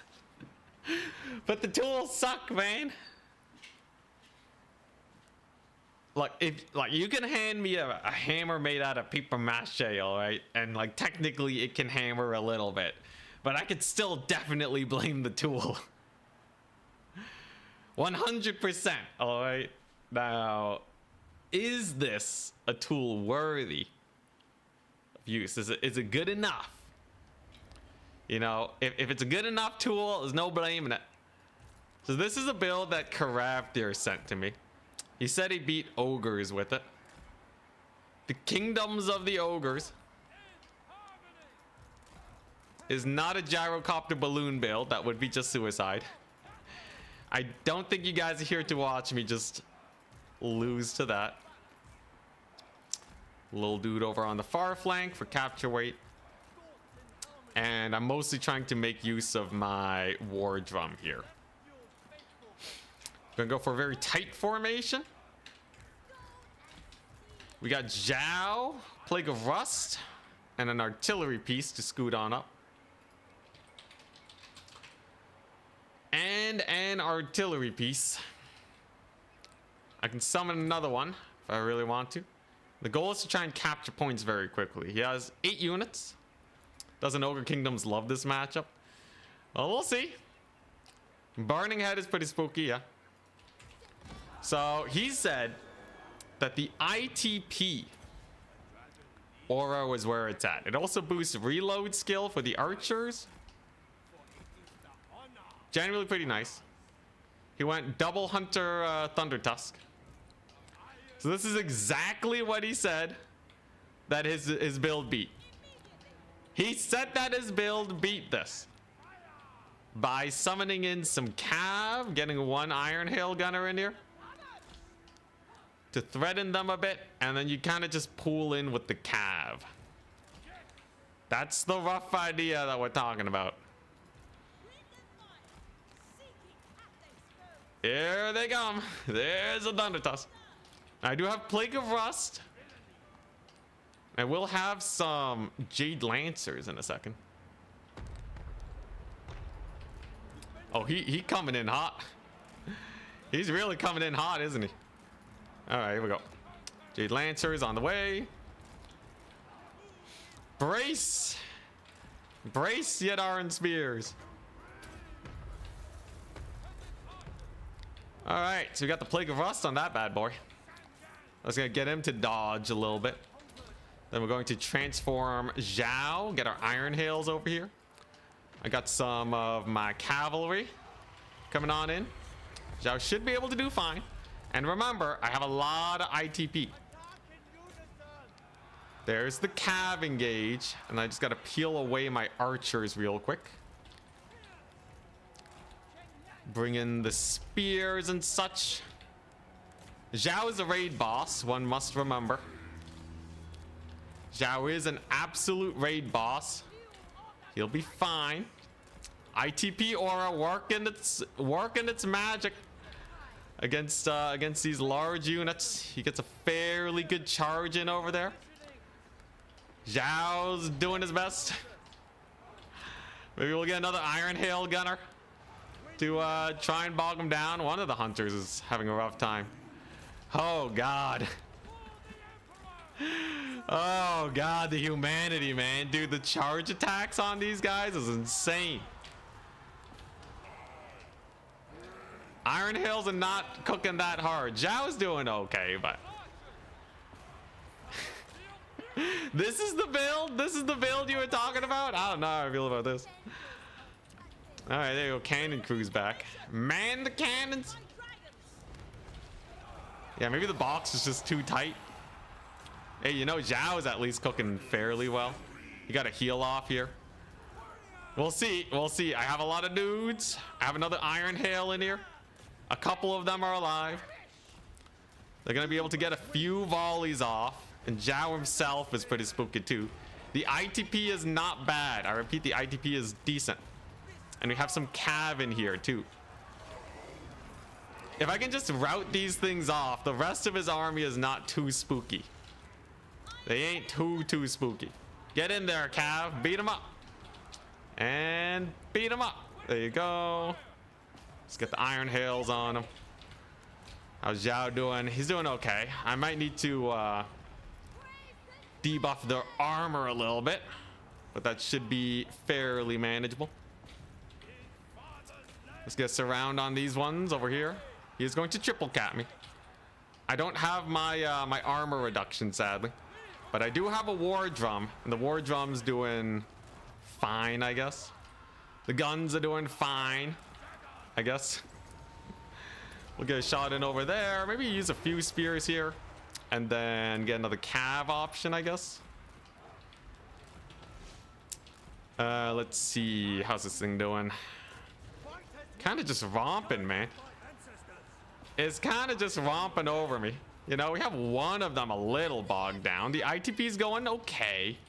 There's a couple birds in there. I guess that's fine. You know what? Let's just reduce the armor of this one. Get a couple shots off. A lot of my damage is being split up, which is a little unfortunate. I do have some crowmen we can bring in to muck him up, or maybe kill off his blood vultures. And clock's a ticking. I do have another wind spell over there, so the Nobblars won't be able to stop me. And it looks like one of them does route. We got one down, boys. All right. I'll settle for one. That's a good start. That's definitely a good start. So that's a lot less disruption that I have to worry about now. Wondrous. The other one's kind of getting bogged down. The Plague of Rust actually kind of cooking there. And now Zhao can go and kill his lord, right?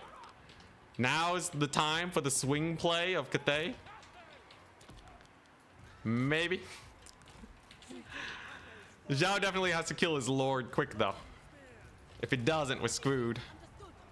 Okay, there you go. Got a little Nobblar route. Maybe we can kill off his lead belchers now. Zhao can transform in but a second. And Plague of Rust this thing? Hell yeah.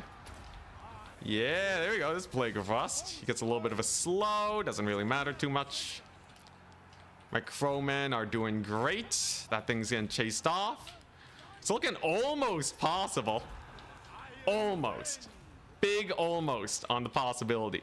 A lot of my guys have started to rally. And Zhao has now transformed. And he can go for a very solid Lord sniping.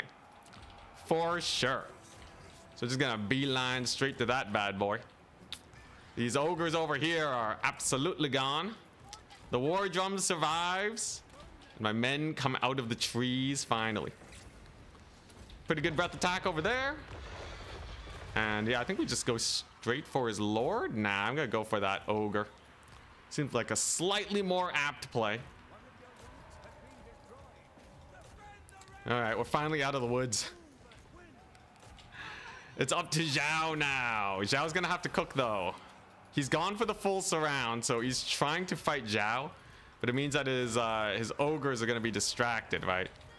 As long as Zhao actually lives here, I'll be okay. He's in a little bit of a pickle, but it ain't too bad. It's a nice breath attack on the Nobblar, so they should go down. The war drum is in. fairly big Noblar out on this flank. That's good. Can I summon in Cav or something? I don't know. Sure, we're getting the Cav in. How's Zhao doing? He's doing fine. Okay, Thunder Tusks are going down. You know, maybe. I'm gonna give it a hard maybe. With the Thunder Tusk taking a little bit of damage. How's Zhao doing? Can he kill his lord? Zhao killing his lord would be huge, but I don't know if he will. My crowmen here are definitely having a hard time.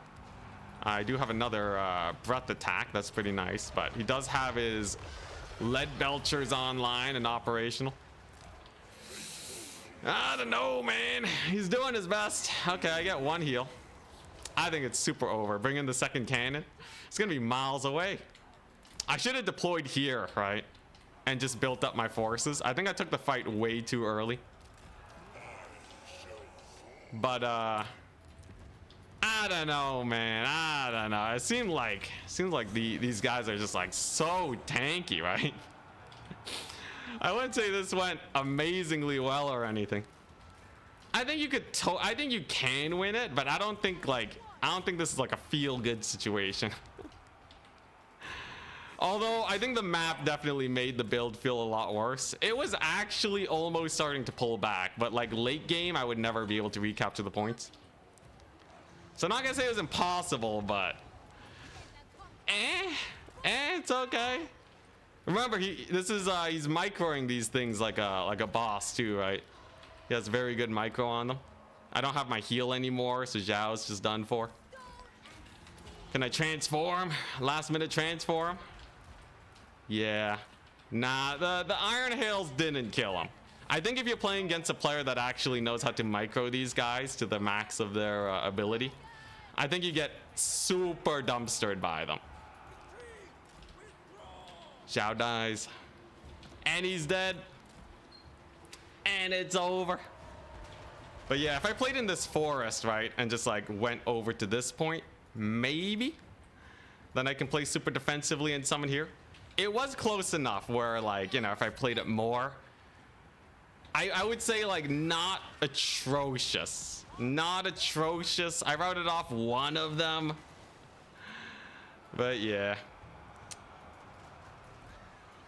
I think the build is fine. Like, it's fine. I'm not saying like I love the situation though. All right, GG well played. GG well played. The build is about as good as you can get versus ogres. I think I agree with that. The archers got pretty good damage. The cannon got pretty good damage. The early attack was very punishing. But like, I don't know. Yeah, transforming Zhao, but like he wasn't even killing them in the end, right? He wasn't even killing them. Anyways, yeah, I think these things are just too beastly though. They're very beastly. Like with that micro, you can spread out to try and mitigate the cycle charging as much as you can. But I think that's about as best as you can do. I think you definitely need to summon more. So I should have just played on the defensive. I think it is winnable, but it's going to be difficult. But like, yeah, you need to transform Zhao for mass, and then you have to need to bring in as much cavalry as possible to try and pin them down. My cavalry showed up like a little bit too late, and then the archers just got caught up. I think it's fine. GG, well played.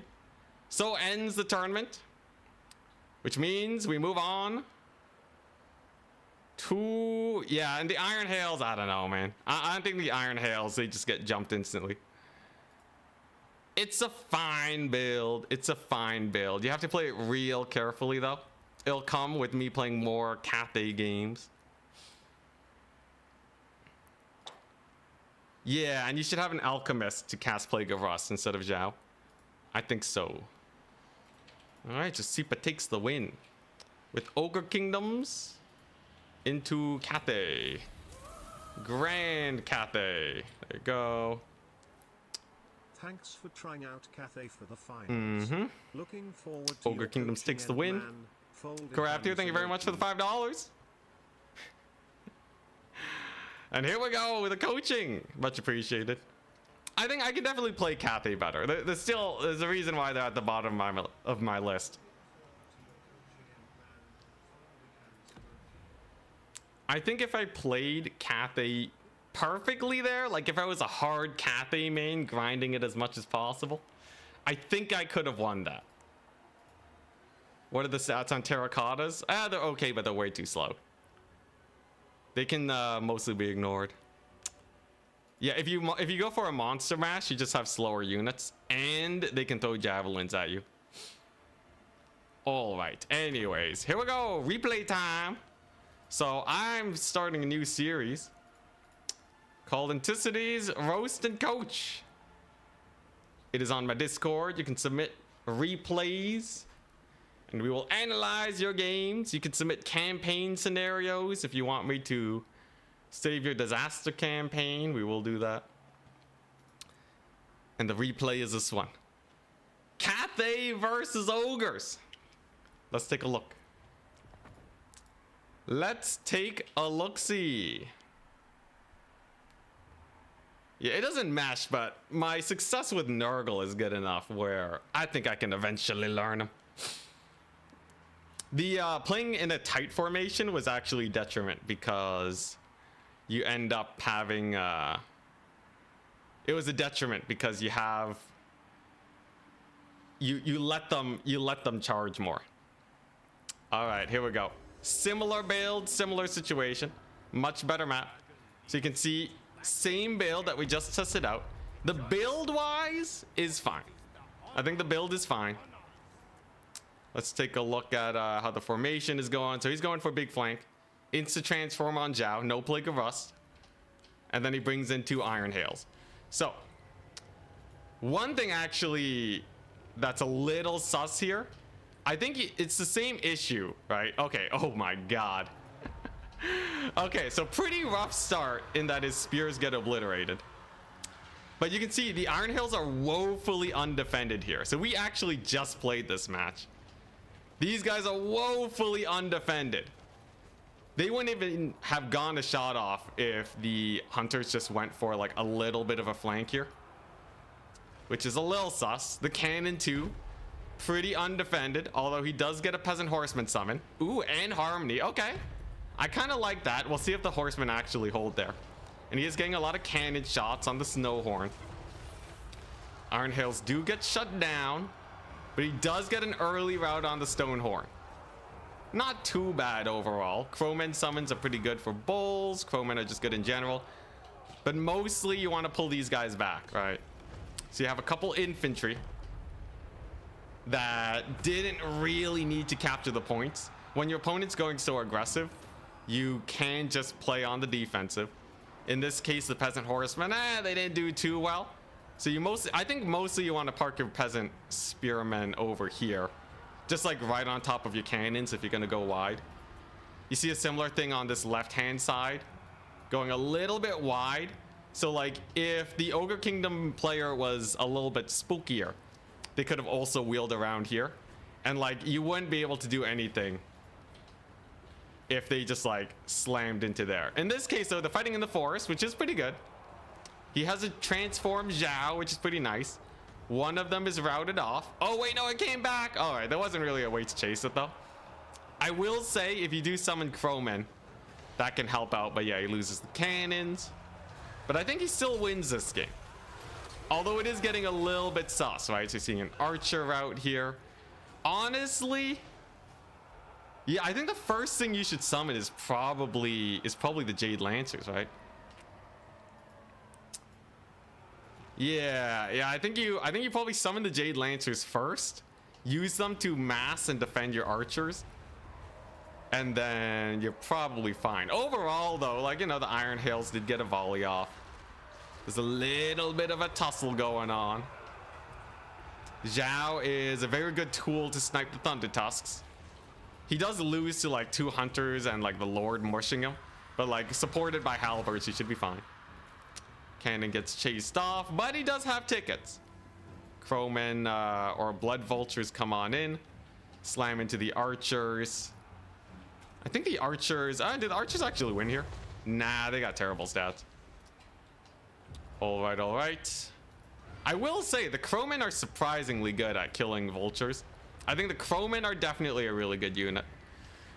But yeah, not too many Jade Lancers. You can see how much these guys do. We did just experience it ourselves. Nice halberd summon here, though. So far, though, not much to say, right? You know, it's just kind of securing the positions. Still a little bit wide. Still a little bit wide. I think Cathay, you probably have to play on 1 point first. But now we are heading into the mid game. So the ogres have reconsolidated. They still have triple Stonehorn, or you know, Stonehorn, Thunder Tusk. You know, three big single entity monsters. A little bit of a spooky engage from Zhao. So in this case, he's not surrounded. The ogres could just go in and put him into Pound Town, right? If you know, from the game that we just played, a full surround on Zhao would absolutely obliterate him.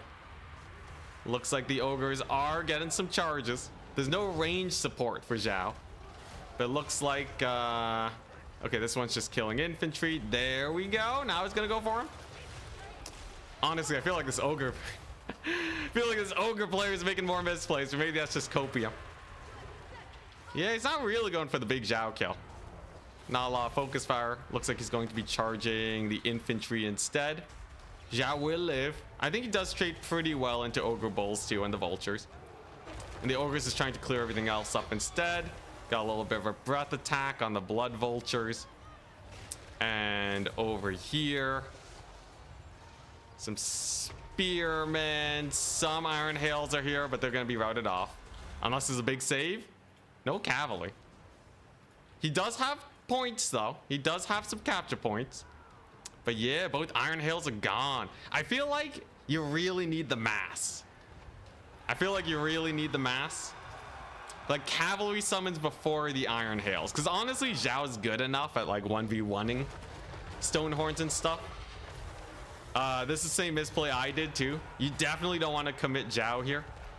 I think he's just down trading because he's surrounded by infantry. The Ogre Kingdom's player is kind of misplaying by not just killing Zhao. Zhao's a beast, but like he would totally just get annihilated. Speaking from experience. Although, you know, he does have a little bit of crowman support. But yeah, he might barely kill Scrag, but definitely he could have gotten sniped ages ago, right? Over here, we do have a Jade Lancer summon. I feel like you also probably want Plague of Rust. Plague of Rust is pretty good in this situation. But otherwise, it's like, you know, I think the build is like mostly there. The playstyle is mostly there. There's nothing too crazy. Good breath attack on the pigback riders. I think you want to save most of your breath attacks for these guys because they're insane.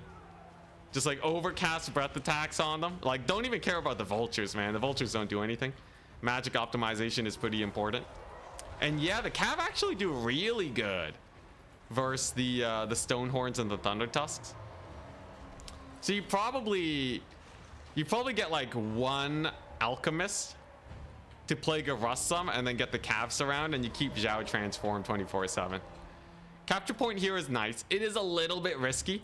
One Ogre Bull summon could just come here and there's not much you can do to stop it aside from sending in Cav and having to commit a lot of forces, which may get Zhao killed. But yeah, I think Jade Lancers with Plague of Rust absolutely kill a Stonehorn. The Jade Lancers alone already did loads of damage to this. As a leadership, or as they get more tired in battle, it's fairly good too. Zhao does eventually kill the Stonehorn. So a good pick off. Although it was a little bit sus. I think Zhao definitely needs to play more safe. Good breath attack on the pigback riders. Nice. And the Iron Hail Gunners are firing away. Now the Deeps, they only got a couple entities left. Actually, still a pretty good volley despite that. Another great thing is that the Jade War Drum doesn't die very easily. Lots of HP.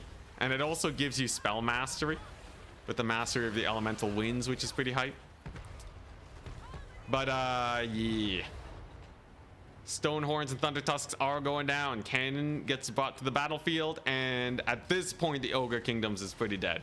I think they mostly have to try and kill off Zhao. They need to get a very good engage on him, and then they'll be fine. The build probably has a few too many archers, but I think the Ogre Kingdom's player is pretty dead now, right? Does Zhao still have his heal? He does still have his heal. And then, yeah, it's just one hunter left in Scrag. I think it's probably over now with the cannon. And they're about to lose a Blood Vulture unit. That's a misplay from the Ogre Kingdoms. Zhao lives, and then there's not too much else going on, right? Cathay has a pretty nice advantage with the Lord pick.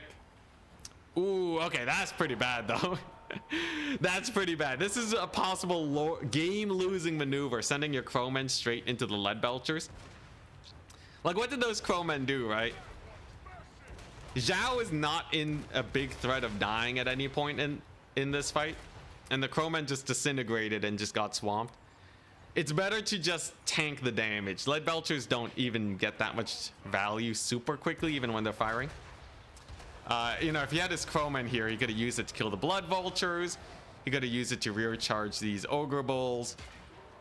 Yeah, don't do that unless you're for sure going to kill off the unit. Good escorting, though. Very good escorting. Chasing off the Hunter there. Another Onyx Crowman comes on the battlefield, but I think Ogres is still pretty doomed, right? The triple captain, yeah, they tap out. Overall, not too bad. I think if I had to change the build, especially because we just play tested it, I think this is how I would adjust.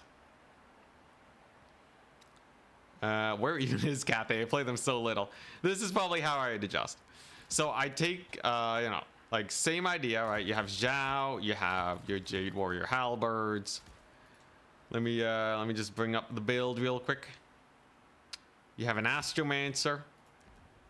He has actually, I think you skip the Astromancer and you just start with an Alchemist instead. Because the Astromancer without a spell isn't really doing anything. The Alchemist also gives Mastery of the Elemental Winds. In fact, she's cheaper than an Astromancer, right? Or same price? Yeah, yo, she's like, yeah, she's the same price as an Astromancer. Has slightly more melee defense, but more importantly, she has Plague of Frost. Zhao with the Dragon Breath, because you basically have to keep him in dragon form. But otherwise, nothing else except for his healing ability, which is important for the long tussle. Most of these single entities don't do too well. And I think you do still keep the 4 archers. That way, it's pretty hard for them to get caught up. You keep the cannon to keep the ogres busy. And the war drum is great. War drum is fine. You use that, you put it on ITP to stop them from routing. So we'll stick with this. We'll stick with this. Honestly, the playstyle was pretty well. It was just like a bunch of minor optimizations. Let's see here. And yeah, you want to be able to defend the archers, but against the stone horns, you basically want to summon in the cav immediately. Let's see, what's the build? He does have an Astromancer with Wind Blast in case it's Noblar spam. I think that's fine. It's only 400 gold, so the backup is totally goodies. Backup cannon is fine in case you need a little bit more ranged trading. But the Iron Hail Gunners? I don't know how I feel about the Iron Hail Gunners. They were pretty chumpy, right? I think they pose a pretty big threat, but they get shut down just a little bit too easily. If you're taking Plague of Rust, you could just take archers, but I don't think you actually summon more range units in this build. You basically just try to bait with the peasant archers, so that he has to trade Thunder Tusks for peasant archers, and then that's basically it, right? Like, I think the Iron Hails get shut down if the player knows what they're doing. So probably, I don't think you take infantry in the summon anyways. I don't think you even take infantry. Well, maybe against ogres. That's kind of a toss-up. You could go a crane gunner, but I'm really just feeling like if you have an absurd amount of cavalry, like the Grand Cannons are enough to kill ogres, right? probably just go ham on the cav and it's good enough. Then that way you have Overcast, Plague of Rust. Alternatively, because Zhao generally has a little bit of a hard time fighting all of the single entities at the same time, you could go for something like a let's see, what does this do? Negates magic weapons. Yeah, you could go for a Jade or Jet Lion. Jade Lion has Lion's Breath. It's not the best single entity in the world. How about a Celestial Lion? Celestial Lion has Fearsome Roar, -8 leadership. You know what? That's actually not too bad. I would take some form of single entity. I think this is better than 2 Iron Hail Gunners by a long shot. Way more, like, it's better than 2 Iron Hail Gunners and a Peasant Horseman. Once you have your cavalry set up. I'll probably save this build. Grand Cathay versus Ogres. And to test out the this, let's just see how well Plague of Rust does. So if you have Onyx Crowman and a Jade Lancer against Ogre Kingdoms, where are they at? If you have that against Ogre Kingdoms, and let's say they have a you know, a Hunter on a Stonehorn, and he yeah, that's it. Hunter on a Stonehorn, and then you're going to try overcasting Plague of Rust. You'll have these guys at the beginning. Does a Jade Lancer and Crowman kill them is the big question. What about Jade Dragon with the net? Net's pretty cool. Net's pretty cool, but you also want to prepare for like other types of builds. The net's fine though. The net's great. Also a great option, but let's see this. Honestly though, the play was fine. Just a few minor things to tune up. So, great thing about Plague of Rust, when it's amped, it reduces armor by 78. That's kind of crazy. That's kind of insane. You overcast this bad boy so that it lasts for 44 seconds. And that makes it so that your Jade Lancers are doing okay. So this guy has insane attack animations. God, that's still pretty brutal. I don't think this is like the best, but like in the end, this is like the only unit that Ogre Kingdoms has. So you gotta be careful, right? You're gonna have to play around your war drum for sure. This thing will get healed too. But, you know, you'll have Zhao and he'll do okay. Alternatively, you take the Jade Dragon. Alternatively, you take the other dude. Wait, if you take the other dude, that might be better. You know what? Twitch might have it right. You take him with the net.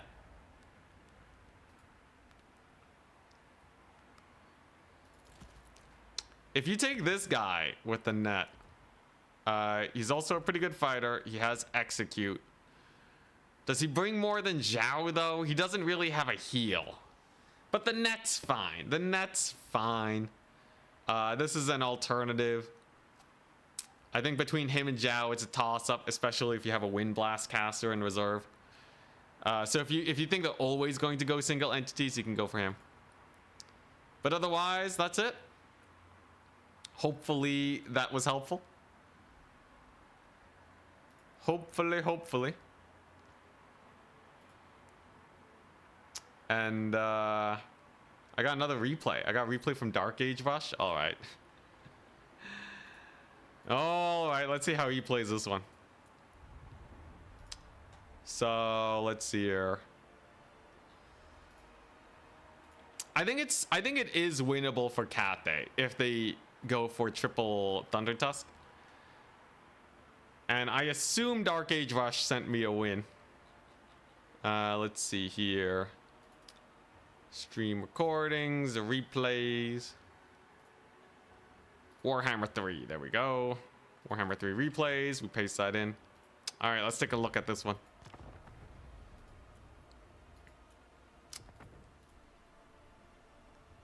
But But yeah, the big thing is though, you definitely have to keep those range units safe by summoning Cav immediately. I think it's that, and don't waste your crowmen, and then be very careful with Zhao. It's the same thing I run into. Same things I run into. All right, let's take a look at this one. So in Dark Age Rush, playing against Rusto, he has a double cannon. He's playing against a normal build. So how does Cathay do here? Thunder Tusk is fine. He's gonna have to capture these points. So he went for a Jade Lion. In this case, there's only one single entity, which is not as terrifying. Uses the cannons to push up over here. Makes sense. And his infantry should absolutely win this fight. They got no problem over there. Zhao's doing great. He does summon the double range units, but in this case, because the ogres are so infantry heavy, this is way safer. Cool that we're seeing the Nangao Grenadiers. I guess that's to debuff the Thunder Tusk when they jump on in. Not a terrible idea, as it's a nice debuff. Uses his cav to secure the flanks. Vultures, as we know, are not the scariest thing in the world, and in this case, Zhao absolutely does better against ogres. So, in theory, if ogres are forced to go heavy on the single entities to beat the Cathay frontline, and I think they have to, right? He also summoned in the Sky Striders. Yeah, that's crazy. Are the Sky Striders gonna... Are they gonna win this? Gets a nice snipe, by the way. So he's really making use of the fact that Zhao is in a safe position. Yeah, like a normal ogre build is not going to be that scary. So you really don't have to worry about like this playstyle. Like Sky Striders are pretty garbage here, right? They're barely doing damage to Zhao. It really is just stopping those single entities. So you can actually tune your build up quite heavily to deal with that. And then you're probably okay. Cause yeah, this ain't it, man. This ogre build is like this ogre build is struggling, man. Absolutely struggling. And then obviously having a really big wide map helps. If you do have a forest, then you have to manage you know, possible flanking maneuvers. Your cannons will have a harder time shooting. Overall though, you know, it's fine. I think in general, this is probably fightable-ish for Cathay. Wow, Zhao still died though, despite all that. God, man, that's kind of spooky. Zhao still died. Oh God. So like some ogre bulls. So you have to be really careful with Zhao into bulls and such. I guess yeah, I think he just wasn't caring much though, because he already had the tickets. Makes more sense. You can turn the archers into iron hails too, yeah. The thing is, let's see, so they'll get one volley off. I think it's a toss-up. So it's either like price-wise, you either get like 3 iron hails, or you get like 4 archers almost. I'm of the opinion that more is better, because there's 3 single entities that are charging in, right? So they're gonna occupy these 3, and then you have 1 left. I think it's, you know, if you get the cav on them, it doesn't make a huge difference. Yeah, you YOLO Zhao. Anyways, I think it's a fine situation, as long as Cathay is able to actually get their backline mostly defended. It's fine. Yeah. Anyways, that's gonna be it for me today. Tomorrow is Friday. Here's the current list. I gotta play better with my defensive structures, it seems.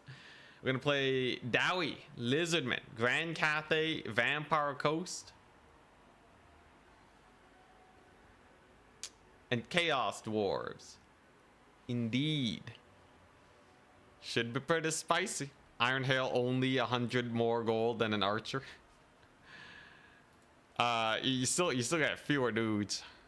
So like the Iron Hails, it's what you have one less unit. You have, okay, they have slightly higher leadership. But anyways, I think, you know, if you want to switch it out for Iron Hails, go for it if you're having success. I think the archers are better versus other types of builds, but we've seen that other types of builds don't really do too well. So you can't just full tech into anti-Stonehorn shenanigans. I think both are great. Redeem to hydrate, thank you. Anyways. Yeah. If you guys want me to analyze your replays, send them my way on my Discord, and we will go ahead and cover them. Otherwise, have a good rest of your day. I will be back tomorrow with yet another tournament, probably. I think there's one 30 minutes earlier than usual tomorrow, so I gotta keep an eye out for that. And I also gotta remember to raid somebody. Who's streaming right now? Anybody streaming? Warhammer 3. Who's streaming right now?